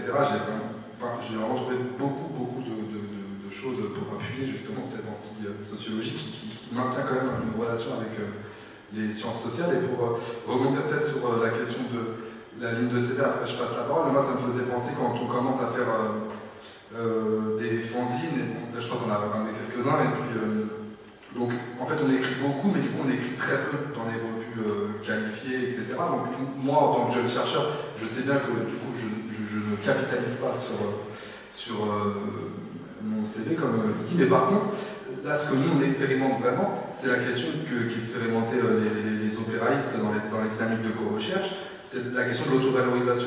C'est-à-dire que là, nous, en fait, on se découvre quand même, enfin, il y a quelque chose de vraiment très émancipatoire dans le fait de se dire, nous, on décide de donner de la valorisation à ces écrits de recherche-là, et de reconnaître une valeur. Et du coup, la valeur, elle fonctionne entre nous déjà.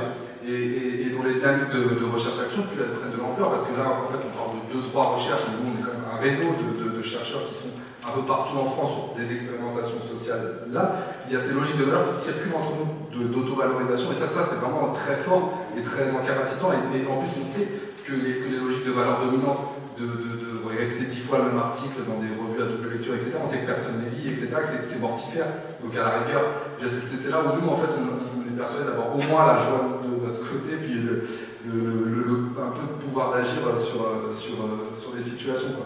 Donc ouais, c'est ce choix que je reprends moi de l'opéralisme, l'action de l'autovalorisation, et des mouvements décoloniaux, l'action de l'autoreconnaissance. De ne pas toujours chercher aussi à dire la recherche en tant que chercheur, c'est de venir visibiliser ce qui se passe en bas pour le haut, dire regardez c'est hyper bien ce qui se fait, etc. C'est de dire comment est-ce que ça peut déjà fonctionner entre nous. En fait, nous on ne donne pas de la valeur aux choses pour qu'ils soient forcément reconnus par le haut, mais déjà que ça fonctionne. Et moi, ces deux choses-là, en tout cas, ces deux histoires-là, celle de l'histoire de l'autoreconnaissance et de l'autovalorisation, c'est vraiment des choses qui me portent et qui continuent à me faire aller, comme tu disais, dans la période un peu compliquée, etc. Qu'est-ce qui continue à faire qu'on prend le train pour aller à Tourcoing, alors que, voilà, il y a des événements voilà, qui tombent chaque semaine, qui disent mais pourquoi on continue en fait à tenir, parce qu'en fait ça fonctionne déjà dans ces milieux, et c'est là où pour moi l'enquête c'est vraiment un outil politique fondamental quoi, pour faire fonctionner depuis le lieu où on est, on peut faire fonctionner d'autres logiques de valeur, et c'est là où ça rejoint à des projections qui fonctionnent maintenant. Quoi. Oui, je pense que là on peut laisser un peu d'espace. Et on peut aussi revenir encore. Oui, sinon, si vous ne nous arrêtez pas,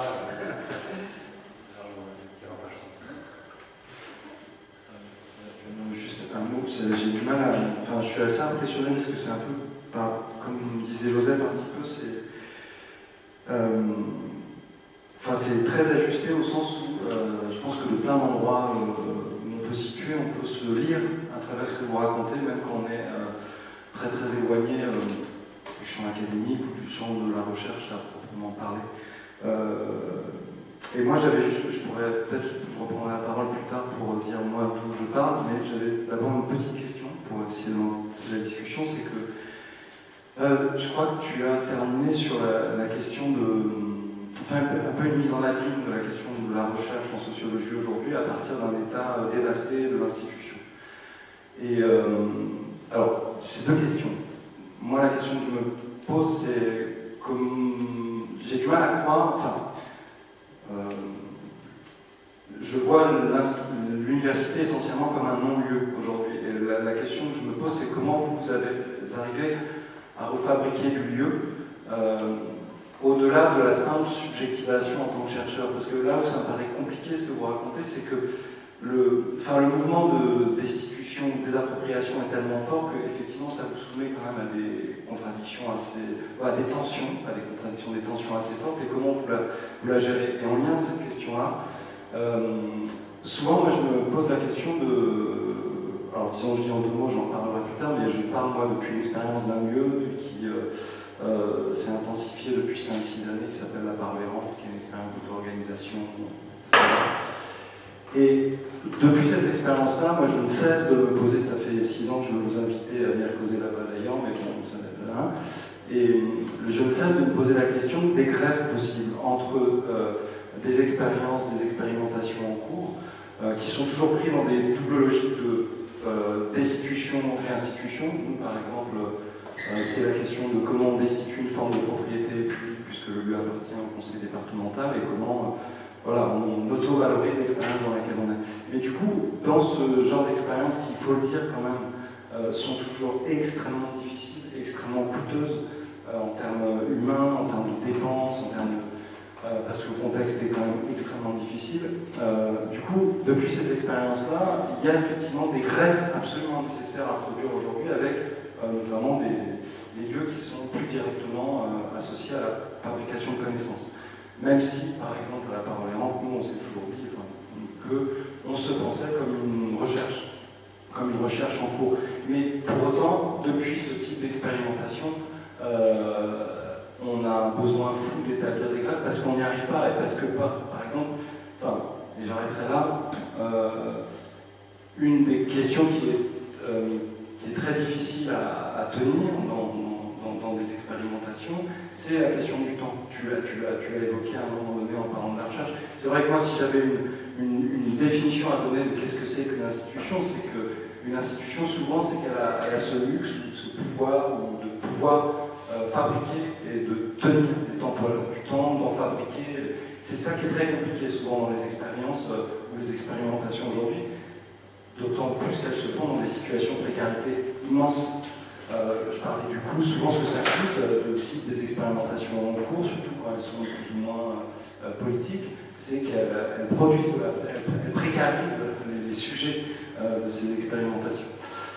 Voilà, du coup la question que je me posais c'était par rapport... j'ai l'impression qu'il y a quelque chose, et on est en plein milieu de la question du commun ou des communaux, c'est que j'ai l'impression que des deux côtés, il n'y en a pas deux, il y en a plein de côtés, mais il y a besoin de trouver des greffes, des interfaces où on peut se réinventer.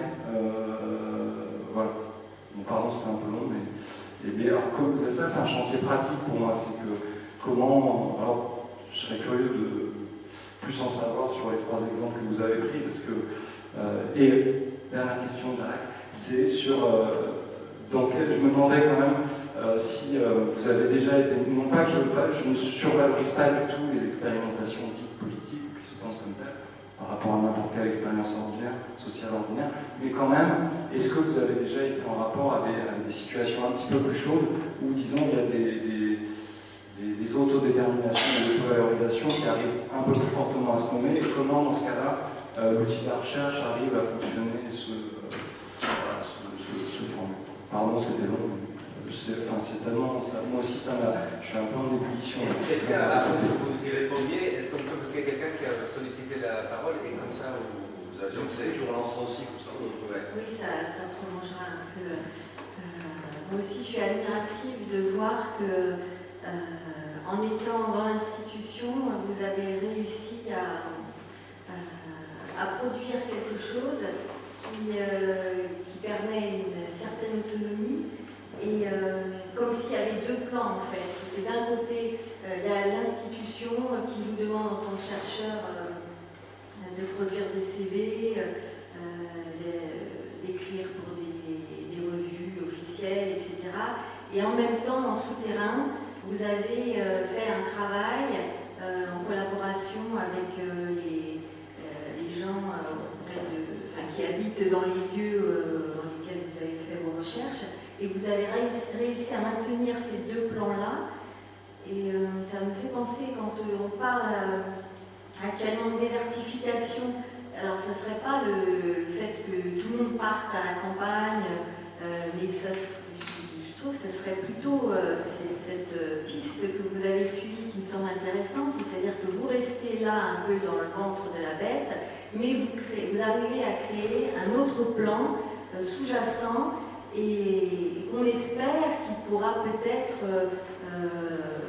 prendre le dessus sur l'autre, ou en tout cas devenir tellement important que l'autre pourrait devenir inintéressant. C'est un peu ce qu'on pourrait espérer. En plus, quand vous dites que vous êtes maintenant lié aussi à plusieurs collectifs en France où votre travail est reconnu déjà entre vous, c'est vrai que ça peut donner des idées pour d'autres lieux institutionnels où on se dit qu'il y a une voie pour échapper au travail de simple de l'institution. si je peux me permettre, comme ça je poursuis. Juste en deux mots, parce que moi aussi j'ai trouvé ça très réjouissant de vous entendre. Je viens aussi du milieu universitaire, je connais bien les questions. Je partage un peu. Pardon? Pas un peu. Un peu, j'ai dit un peu? D'accord, bah voilà, c'est significatif de là où je me situe aujourd'hui. Peut-être un peu plus détaché, mais un peu plus, en fait, comme tu le disais, Nicolas, un peu plus détaché de la recherche de valorisation depuis pas mal de temps. Et on recherche effectivement d'autres choses dans l'institution, de créer un souffle dans l'institution, de transcender aussi forcément les disciplines et les méthodes. Donc j'essaye aussi de faire, comment dire, découvrir aussi d'autres lieux à mes étudiants. Pour certains sont venus ici d'ailleurs, ou sont venus, ont travaillé au mur à pêche avec Samantha en particulier. Non, je trouve ça très réjouissant d'entendre effectivement ce trouble dans l'institution qui en fait qu'on pratique, qu'on est beaucoup à pratiquer. Peut-être que c'est un effet de génération, comme tu disais aussi, et des détachements aussi plus faciles, on va dire, par rapport aux objectifs de valorisation, parce qu'on a un CV, et pour moi le CV aussi donne aujourd'hui non seulement un pouvoir de négociation, de décision, mais surtout en liberté. C'est-à-dire qu'aujourd'hui, voilà, on est détaché de ce point de vue-là beaucoup plus facilement, et c'est beaucoup plus difficile pour les jeunes chercheurs aujourd'hui, sauf à... Et donc c'est très intéressant de voir ces dynamiques aussi d'auto-valorisation, d'autonomie, qui sont très courageuses aussi, parce qu'aujourd'hui on voit mal comment dans l'institution ne cherche qu'à valoriser l'institution, et donc elle cherche des individus qui poursuivent, se situent dans cette dynamique d'auto-référencement, d'auto-valorisation permanente. Et donc c'est très réjouissant d'entendre ça. J'avais plein de choses à dire, mais je vais juste peut-être revenir de manière un peu concrète sur justement un de vos exemples, et peut-être celui le premier de Dunkerque. Voilà, Dunkerque, je connais un petit peu la NRU aussi, les dynamiques de la NRU. Ça m'intéresserait de voir comment ce chantier finalement pirate, un peu cette recherche-action un peu punk, qui était menée avec les fanzines, ça revient un petit peu en force aujourd'hui aussi dans d'autres milieux. Comment tout ça finalement, ce chantier pirate, entre ou pas en dialogue finalement aussi avec la NRU, a une part de reconnaissance ou pas du tout, est complètement marginalisé, mis de côté. Est-ce qu'il y a un dialogue qui s'opère? Est-ce que c'est aussi un peu l'objet de ce chantier pirate que d'entrer en dialogue d'une manière ou d'une autre en fait avec le gros dispositif de la NRU? La NRU, c'est l'Agence nationale de rénovation. Qui depuis Borloo, en fait, je crois que c'est 2003, produit des grands programmes avec des gros financements au départ de démolition des logements sociaux et de reconstruction avec déplacement en fait, des populations. Donc cet exemple-là m'intéresse de ce point de vue-là. Ou un autre, en fait, la question c'est celle du lien entre le dedans et le dehors, et comment en étant dehors et avec des chantiers un peu comme ça, pirates, comme vous dites, on peut faire reconnaître en fait ce savoir situé, ce savoir des publics affectés, puisque vous citez d'une certaine manière quand même. Voilà. Est-ce que ce public affecté et ses problèmes, il arrive à se faire entendre par la grosse machinerie?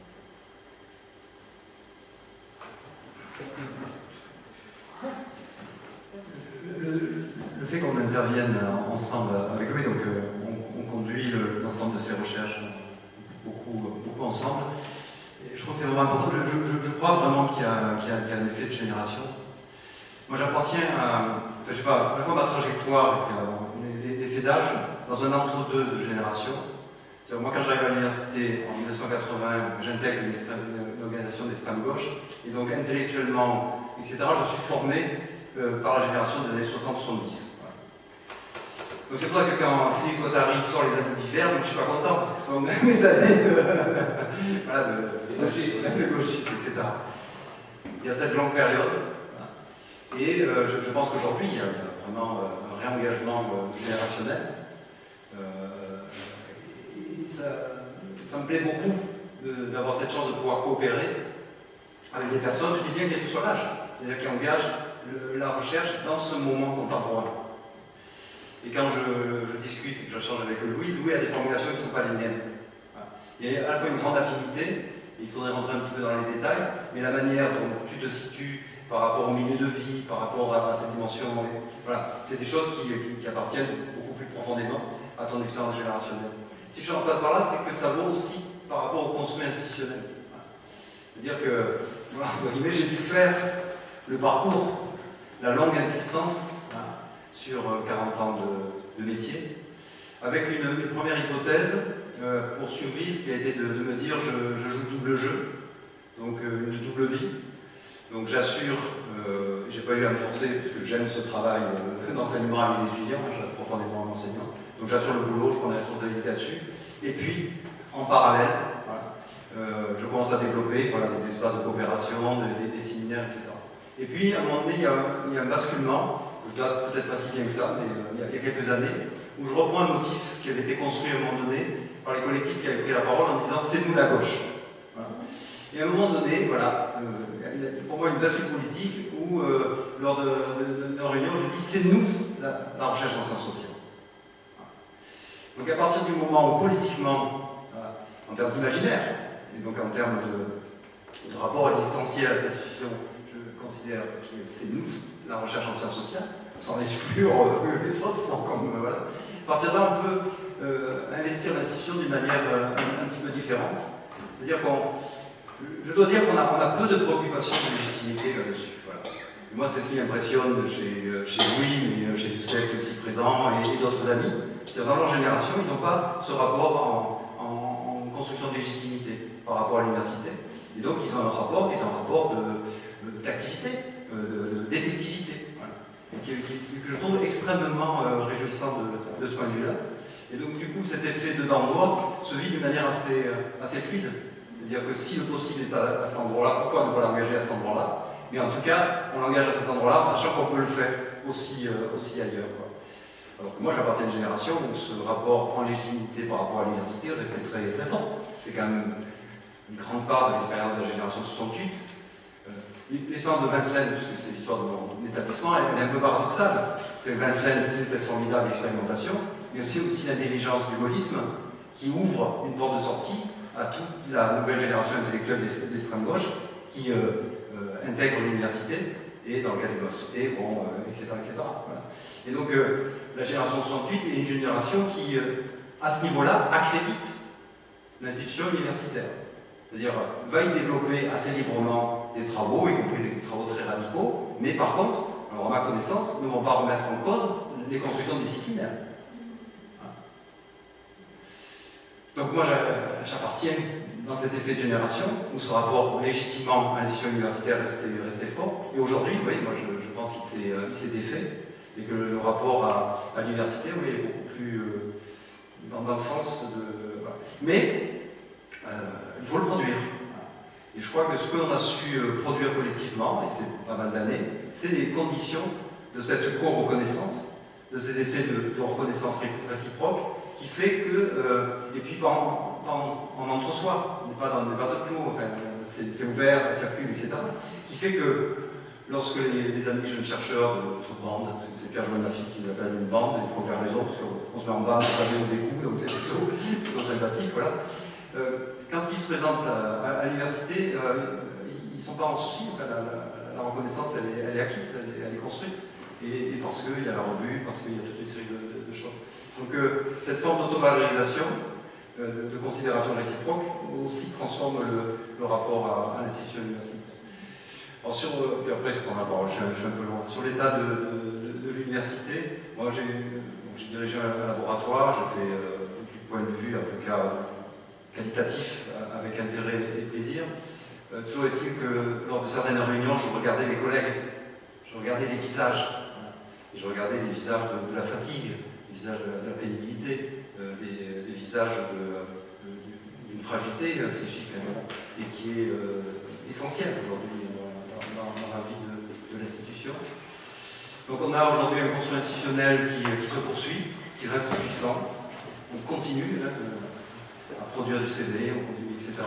Et on a des personnes concernées qui sont de plus en plus affaiblies par cette mécanique. Donc, qu'est-ce qui va se passer à cet endroit-là? Alors, les ruptures sont toujours des ruptures individualisées dans ce qu'on a inventé, cette grande invention du burn-out, qui permet de caractériser au niveau de la personne directement affectée et en faisant l'économie d'une réflexion sur tous les processus qui conduisent un peu à ce type de situation. Voilà, ce sur quoi je voudrais insister, oui, c'est cet effort dans la durée. Pour moi, c'est à l'échelle d'une année. Pour produire les espaces, les dispositifs de co-reconnaissance, etc., cette patience qui fait que progressivement, y compris les espaces de formation ensemble, à la recherche, etc., donc sur des temporalités un peu de cet ordre-là. Est-ce que je pourrais, parce qu'il y a quelque chose qui m'est à l'esprit en écoutant un peu les trois interventions,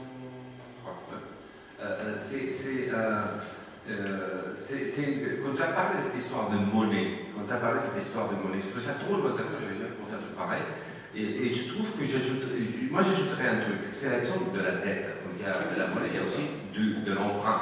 Tu prêtes et tu es débiteur. Alors, quand tu prêtes de la valeur, parce que tu as une notoriété, parce que tu as une position bien installée, parce qu'il y a des gens qui sont un peu avides d'être soutenus, si c'est le cas. Donc, parce qu'au fond, il y a quelque chose de généreux aussi. Tu prêtes de l'argent, tu prêtes de la notoriété, tu prêtes ta place, etc. Bon. Et ça peut devenir quelque chose qui peut devenir très méchant, ou ça peut devenir sympa. Hein, ça peut devenir sympa, tu utilises bien le crédit, voilà, bon, ok. Et puis, se trouve, là, ce que tu disais, Pierre, que quand il n'y a pas ces dispositifs-là, du coup, si on est dans quelque chose de beaucoup plus horizontal, de beaucoup plus clairement égalitaire, parce que ça ne vient pas d'institution immédiatement, parce qu'ils ont d'autres institutions, je ne sais pas quoi. Moi, je doute beaucoup qu'il faille convoquer de notion d'institution pour cette petite expérience. C'est encore une autre histoire. Mais quand il n'y a pas ça, il y a quelque chose là de l'ordre des obligations, de la co-obligation. On est les obligés les uns les autres, et ça n'est ou ça ne l'est pas. Et qu'est-ce que fait que ça n'est ou ça ne l'est pas, le fait que je suis ton obligé? Moi, je discutais là encore avec Esther, avec Isabelle, et il disait non, mais parce que tu prends mal les trucs. Si tu parles d'obligation mutuelle au sens où je vais être ton obligé, là tu rentres dans des logiques psychologisantes dans les trucs. C'est la situation qui oblige. Est-ce qu'on fabrique des situations qui obligent ou pas? Est-ce qu'on fabrique des situations qui nous obligent? Et du coup, il y a quelque chose de l'ordre, dans ces situations qui obligent, il y a quelque chose de l'ordre, oui, on va appeler de la responsabilité collective, quelque chose d'effroyable à faire tomber un truc. A priori, on n'est pas mu par les nihilismes, donc on est plutôt mu par l'envie de faire exister. Le mode d'existence nous importe. Enfin bref. Donc si on crée la bonne situation, et je trouve que dans votre dispositif, par rapport à ce que disait Frédéric, il y a quelque chose qui pourrait un peu démoraliser l'institution. Ce n'est pas forcément un antagonisme franc avec l'institution. C'est une manière de la démoraliser aussi. C'est-à-dire qu'il y a des espaces dans lesquels cette co-obligation, cette sorte de morale immanente qui se fabrique en situation, bah, c'est tellement clair que c'est beaucoup plus intéressant que d'avoir, je ne sais pas combien de citations sur Google de ton nom. Tu vois, ce qui se passe, c'est quand même pas. Et c'est cette culture-là qu'il faut qu'on se mette à fabriquer. C'est en ce sens-là que pour moi la question communale, elle est ça, c'est production de morale immanente. Quoi. Alors ça passe par des formes de réciprocité, il faut inventer des dispositifs, il faut beaucoup de choses. Quoi. Il faut beaucoup de choses. Et à mon avis, une des choses qu'il ne faut pas, c'est une place prépondérante aux idées politiques, à l'idée, à l'abstraction politique. Ouais, ça c'est encore une autre affaire, mais à mon sens, lorsqu'on commence à brandir, l'exemple type c'est l'Assemblée où des gens parlent avec des idées politiques. Là, on est mort. Quand les gens commencent à parler avec des idées politiques, on est mort. Et là, c'est autre chose. C'est pas dire qu'il faut se passer la politique. Moi, je pense que s'il faudrait se passer, pour que des révolutions viennent, il faudrait se passer complètement du politique. Mais là, je ne propose pas que c'était pas cette fois. Mais enfin, bon, bref. Voilà, je voulais juste. Hein? Ouais. Ah oui, d'accord. Ouais, je vais répondre sur Dunkerque, puis après peut-être reformuler l'action, parce que je suis pas sûr qu'on va un peu éviter, donc il faudrait juste la reformuler pour qu'on comprenne. Mais je pense en partie que ça va parler de est-ce qu'on est allé dans des expériences plus radicales. Alors je sais pas lesquelles tu convoques, mais du coup je vais essayer de pousser jusqu'au plus loin de ce qu'a été l'expérience radicale à Dunkerque.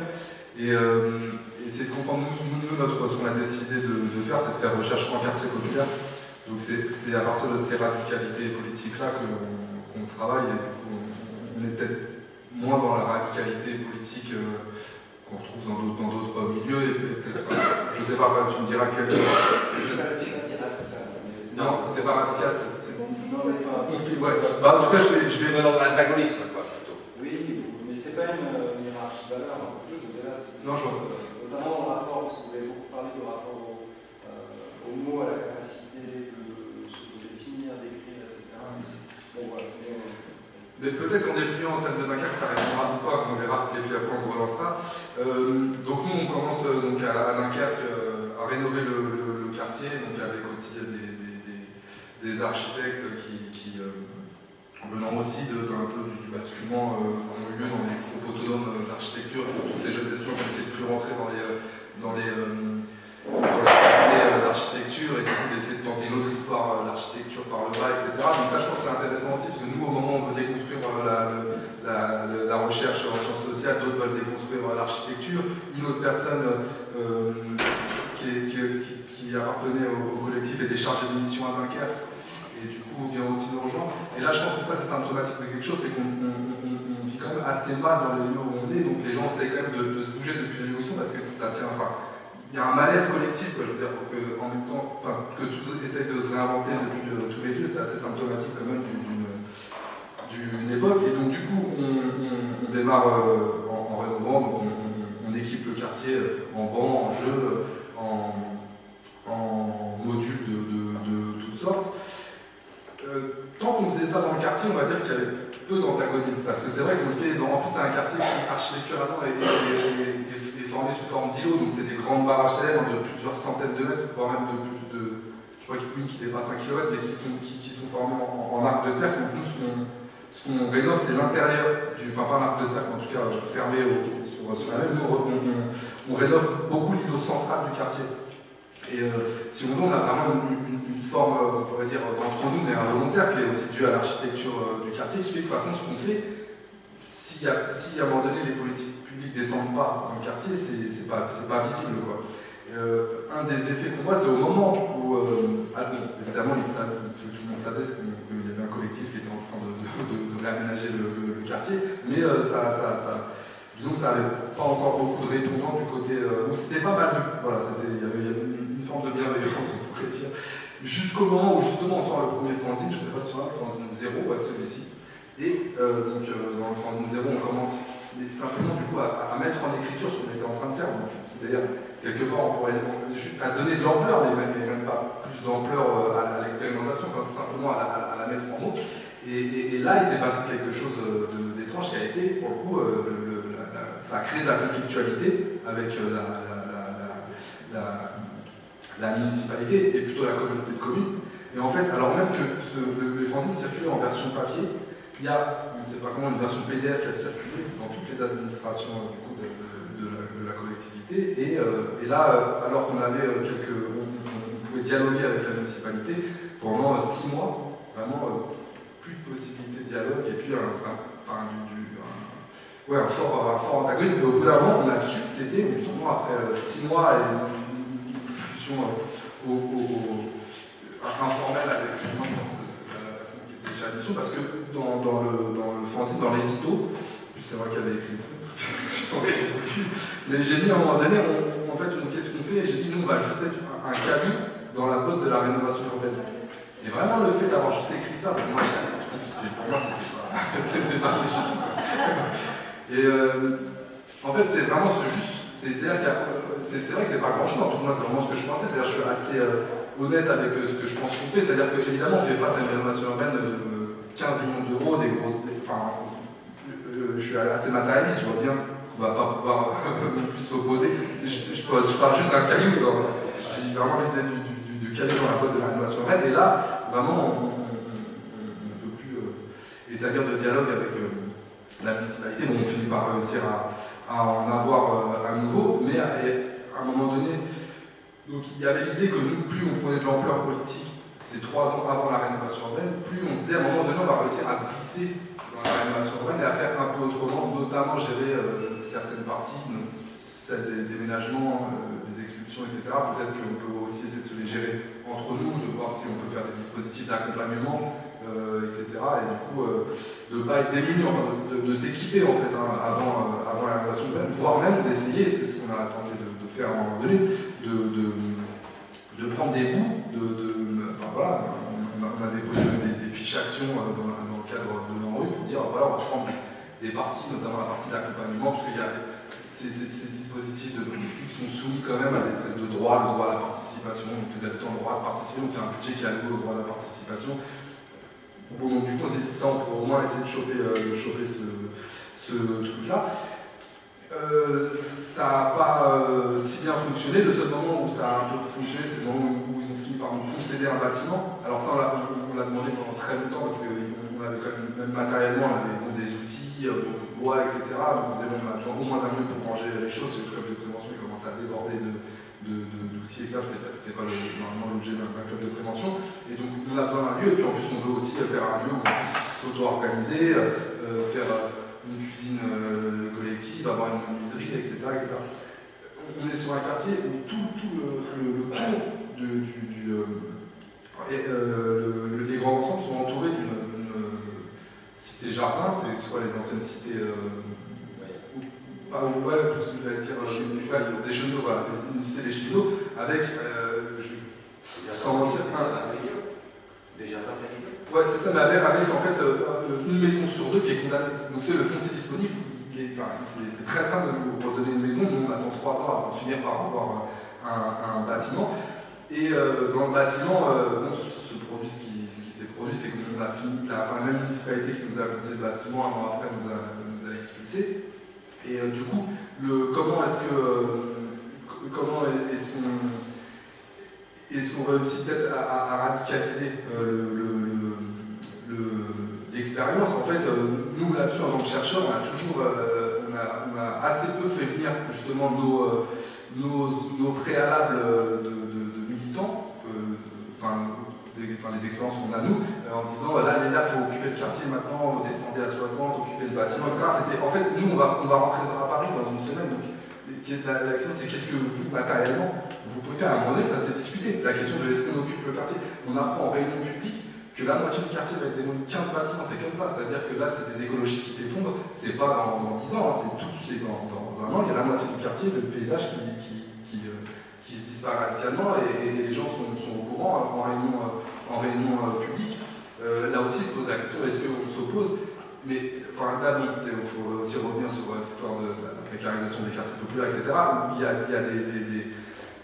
il y a quand même des impossibilités aussi politiques à un moment donné à pouvoir faire barrage aux grues qui vont, enfin aux éléments, je sais pas comment est-ce qu'on appelle, les grues qui démolissent le bâtiment, ça se passe plus tout le temps comme ça, mais on pourrait empêcher faire une ZAD. Voilà, on s'est posé la question, est-ce qu'on fait une ZAD dans le quartier?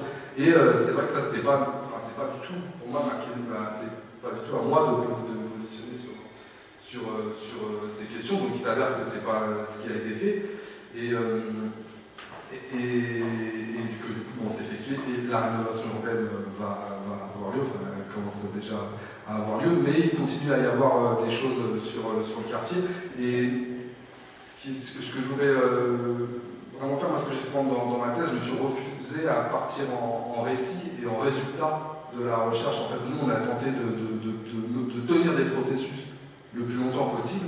Et à un moment donné, le processus s'effondre, et la réalité, c'est que la plupart des expériences qu'on va vivre, elles vont s'effondrer, et puis il faut se préparer aussi à ça, parce que c'est ce qui se passe. Mais comment est-ce qu'on fait pour recommencer? Et je pense qu'on a beaucoup plus de facilité à recommencer, et ça, je le sais, c'est ce que nous, on a vu, c'est que de différentes manières, les gens impliqués dans ce collectif ont recommencé à y avoir des choses. Nous, à Tourcoing, avec un des éducateurs qui est parti de Dunkerque à Tourcoing, des habitants ont commencé à créer un film autour de la rénovation urbaine, d'autres qui sont allés dans un autre quartier créer une autre famille dans un autre quartier de la périphérie de Carquoise, etc., etc. Donc je pense que bon, il y a des possibles qui restent ouverts. Et puis par contre, il y a quelque chose, c'est qu'en fait, une fois qu'on a éprouvé, c'est là la question de l'expérience, c'est qu'une fois qu'on a éprouvé, il y a quelque chose qui a changé, quoi. Il n'y a pas de retour en arrière une fois qu'on a éprouvé ce rapport-là.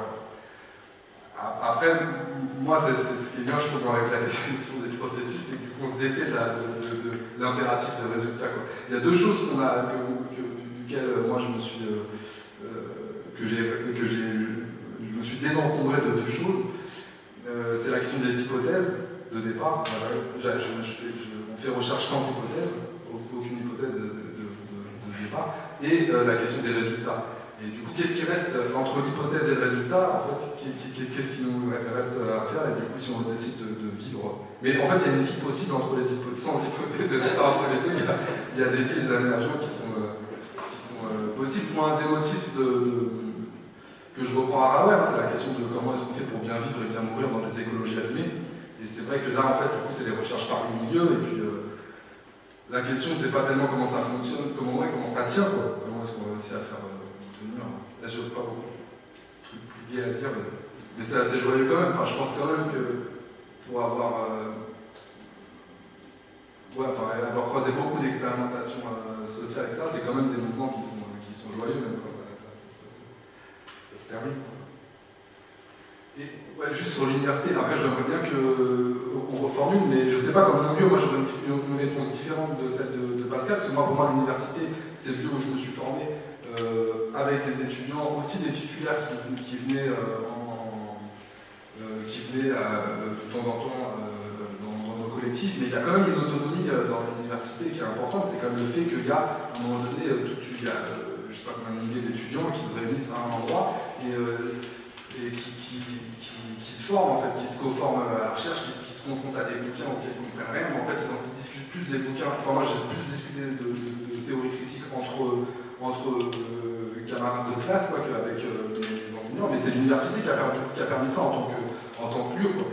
Et donc du coup c'est vrai qu'il y a deux choses aussi, quoi. J'ai l'impression que ça reste quand même un lieu important. Et moi je viens de l'université Paris, donc là-dessus j'ai vu des choses vraiment extraordinaires. Je veux dire, quand à un moment donné, au moment du mouvement contre la loi travail, il y a les groupes en mixité choisis qui décident de porter collectivement des questions, notamment des questions liées aux groupes en mixité racisés. Ces questions-là, à un moment donné, elles font bouger l'État. C'est-à-dire qu'il y a quand même une ministre de l'Éducation qui est obligée de se positionner et de dire non mais on n'est pas, c'est complètement dingue de penser comme ça. Voilà. Donc, et je veux dire, des débats là c'est des étudiants qui ont pris, c'est des débats. 24 heures avant, la ministre ne savait même pas que ce débat existait. C'est vrai qu'on les oblige à prendre position sur des questions qui ne se posaient pas la veille. Et à un moment donné, ça c'est l'université qui le produit par la rencontre d'étudiants depuis les conditions. Et plus les conditions des étudiants se précarisent, et plus ils ont aussi des. Enfin, quand ils se regroupent, ça produit quelque chose. J'avais cette formulation à l'écoute de Louis, elle produit indépendamment de ce qu'elle affiche explicitement, quoi, voilà. Indépendamment des enseignements, indépendamment du fonctionnement. Donc moi j'ai vécu l'expérience de particulière, j'étais directeur de labo lorsque les étudiants de master et les doctorants se sont auto-organisés dans le laboratoire. Voilà. Donc je veux dire, le laboratoire était affaibli dans son fonctionnement, il n'y avait plus de séminaires, etc. Et face à cette situation, les étudiants et les doctorants s'auto-organisent. Voilà. Donc créer le collectif en devenir, etc. Ce que Louis restituait tout à l'heure de cette capacité d'auto-valorisation et de conformation, etc. Donc ça émerge à l'intérieur de l'université, mais en l'occurrence presque indépendant du labo, et pourtant à l'intérieur du labo, et pourtant je suis absolument convaincu que si le labo s'est relancé, peut-être que j'y ai fait un petit quelque chose à la direction, mais fondamentalement, c'est la capacité à relancer une vie intellectuelle à un moment donné. Donc il y a vraiment cette dimension-là. Puis l'autre dimension, ce que Louis développait à propos des personnes avec qui on bosse, et à partir du moment où on l'a éprouvé, on ne revient plus. C'est-à-dire que même si on on ne réengage pas parce que les conditions pas, mais le fait de l'avoir éprouvé. C'est aussi la méthode, entre guillemets, que j'ai mis en œuvre dans mon rapport à l'université, c'est-à-dire effectivement d'y faire vivre des expériences. Dès lors qu'on les a vécues, dès lors qu'on a vécu le possible, à partir de là, je me sens en capacité, voilà, dans le rapport à l'institution, de faire entendre un certain nombre de choses. Voilà.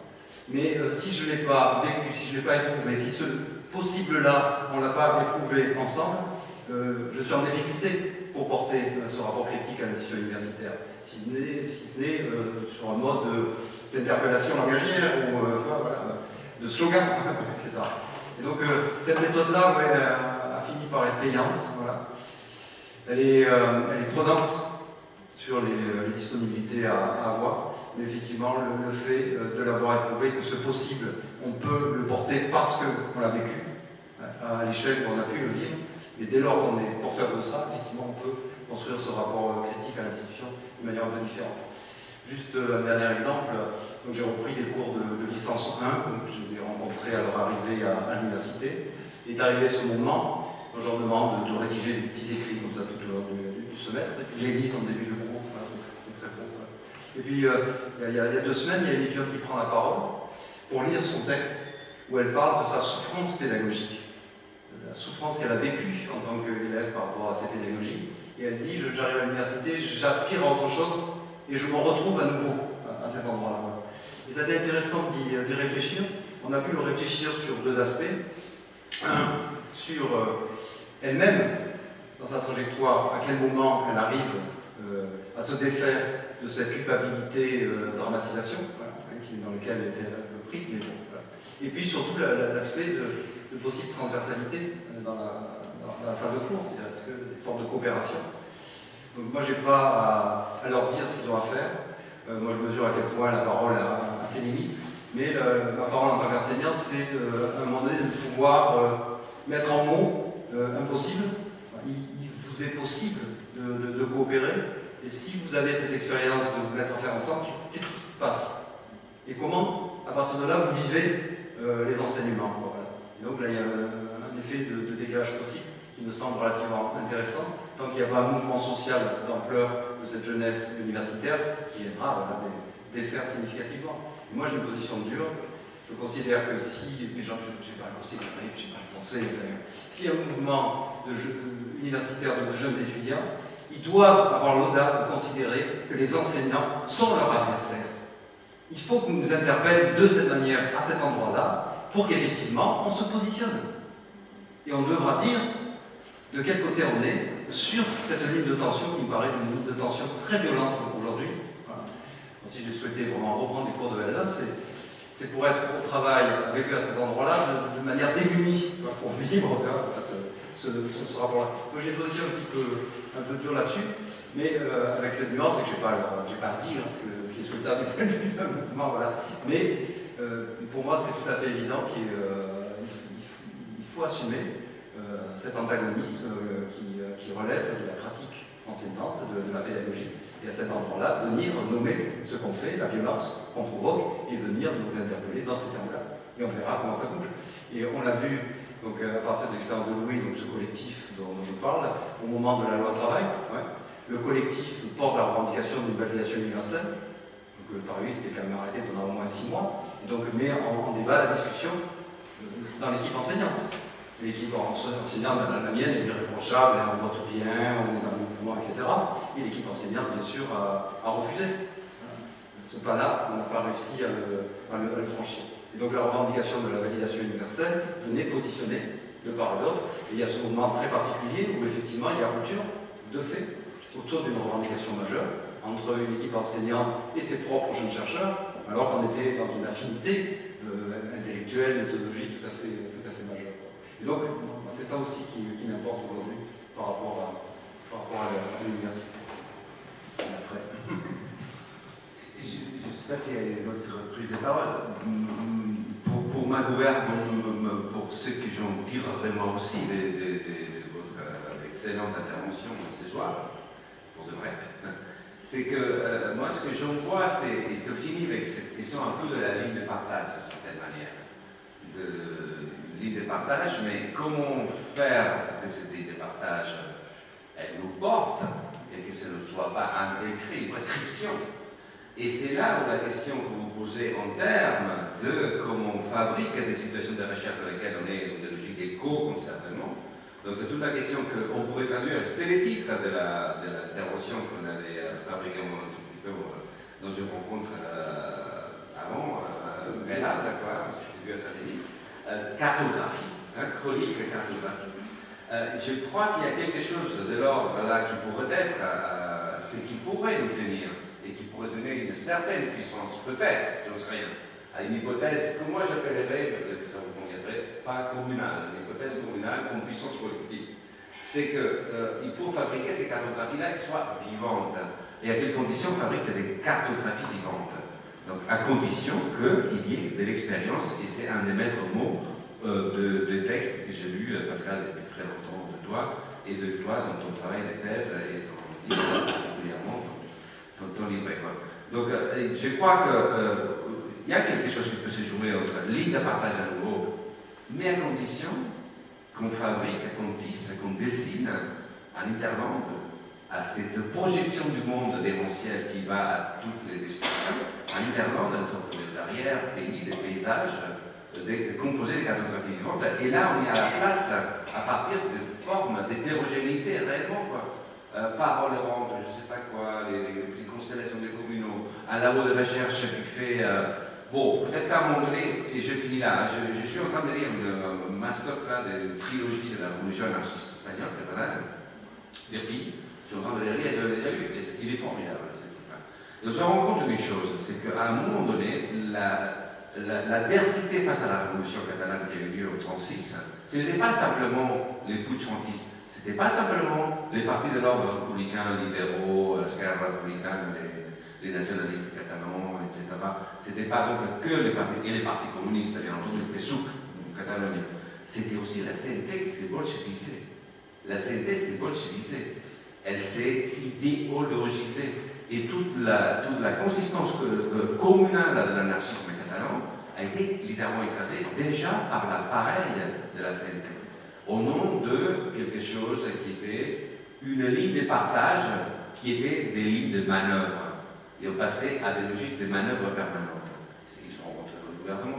Je ne sais pas ce que j'aurais fait à cette époque-là, si j'aurais rentré dans le gouvernement républicain ou pas. Bon, c'est des grandes questions, on ne va pas faire une sorte d'uchronie, tout ça.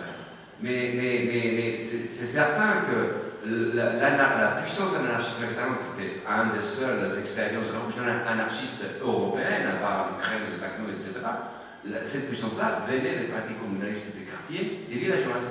Et c'était des pratiques vraiment communalistes, avec ces morales émanantes, des réciprocités, des obligations mutuelles qui s'installaient, parce que, à un moment donné, ça importe vraiment. Mais ça importe parce qu'on habite à nouveau des territoires, des villages, des quartiers, et que là, on peut expulser les flics des quartiers de Barcelone, parce qu'il y a des raisons pour les faire. Ah oui, toujours même souci. Il y a votre intervention et je cheminais, puis en t'écoutant, il y a peut-être un possible. Je reviens sur votre intervention en termes de greffe. Voilà. Oui, en ayant conscience qu'il faut tenter une greffe avec un côté où il n'y a plus de sève. Par la situation d'épuisement du modèle managérial de l'université, et où les quelques-uns, on n'est pas seul, mais manquent de ressources. Moi je réponds oui immédiatement, simplement j'ai des limites à la capacité à faire. Voilà. Et donc il faut être ingénieux, malicieux, c'est-à-dire il faut qu'on puisse vous dire oui en termes institutionnels, en sachant que c'est à vous d'habiter. C'est-à-dire effectivement d'être dans le cadre de l'université et de venir produire du côté de l'université ce qui vous est nécessaire, et donc d'avoir une sorte de double mouvement qui est effectivement créatif par rapport à vos expériences et qui réinvente de facto quelque chose de l'ordre de l'université qui nous serait nécessaire, utile, etc. Voilà. Et qu'on peut appeler un mode de communalisation impossible de l'université. Voilà. Donc il faut trouver des constructions langagières, donc des constructions d'imaginaire, d'imagination, qui permet effectivement ce raccord, moi je pense qu'il est vraiment intéressant et souhaitable, en ayant conscience de l'état dans lequel les uns et les autres se rapportent entre eux.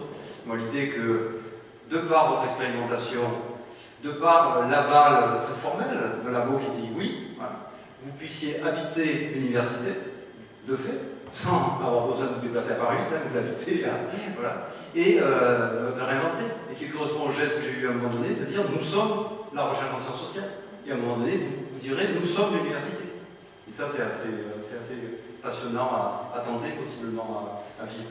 Une dernière chose, avec mon collègue et ami Pierre-Jean Lafitte, hein, que vous connaissez, on pense qu'on pourrait tenter quelque chose à l'université, du côté de la licence, parce que de fait, elle est déconsidérée.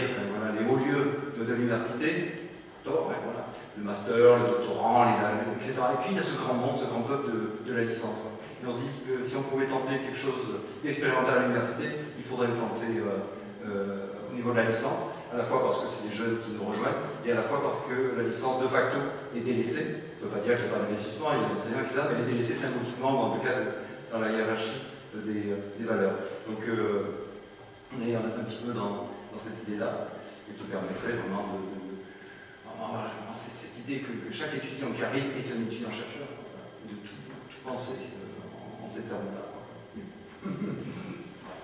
Pour tenter de répondre. Est-ce qu'on donne une dernière prise de parole Anna. Ça me fait penser à quelque chose que j'ai connu dans les années 62-63 quand je suis arrivée à l'UNEF, qui était une recherche-action avec les étudiants d'origine agricole. À l'époque, il y avait 500 étudiants fils de paysans pour toute la France, et ils se suicidaient à un rythme assez accéléré. Et donc, l'UNEF et la MNEF ont lancé une recherche-action avec ces étudiants-là, en grandeur réelle.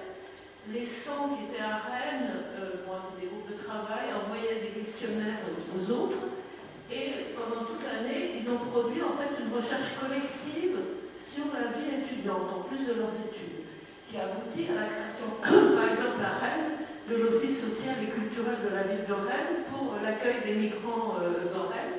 Et cette année-là et l'année suivante, aucun étudiant d'origine agricole ne s'est suicidé. Et donc nous, on portait cette recherche-action là, dans notre petite cervelle, tout ce que j'ai fait après le CERFI, etc.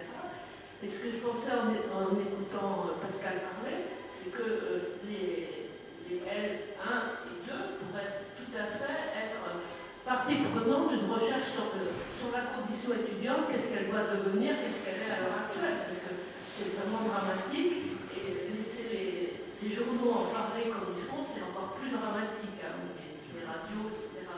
Donc moi je pense vraiment qu'il y a la place là, pour quelque chose d'assez inouï si on le lançait. Bon, ce qu'on fait toujours, c'est qu'on se retrouve pour continuer à papoter dehors, autour d'un verre et autour d'un petit truc à manger sur eux. Je vous remercie vraiment, je vous remercie tous d'être venus. Si ceux qui veulent être inscrits dans la mailing list des communaux, il suffit de me donner une adresse mail, par exemple là. Et je les inscrirai pour les prochaines rencontres. Donc là, des rencontres publiques comme celle-là, il n'y en aura pas en mars. Il y en aura une autre en avril. Donc mars avec Jean-Louis Tornatore, avril avec Rocío Martinez. Il y a fin juin, et puis on se retrouve avec le mur à pêche, certainement au festival de mur à pêche, et on organise quelque chose autour d'une idée un peu délirante sur une mutuelle sauvage pour mutualiser le pognon. Et ça, on y va doucement. Voilà, il y a d'autres trucs. J'en entendrai parler, ça j'en avais envie. En tout cas, il y a aussi un bouquin. Il y a des gens qui veulent l'acheter. C'est un travail excellent d'un collectif d'une personne. Non. C'était pas Delos qui disait je suis une foule. Non, ils sont plusieurs. Voilà, c'est pas grave. Il y en a ici, il y en a d'autres. Et merci beaucoup, et on se retrouve dehors. Hein?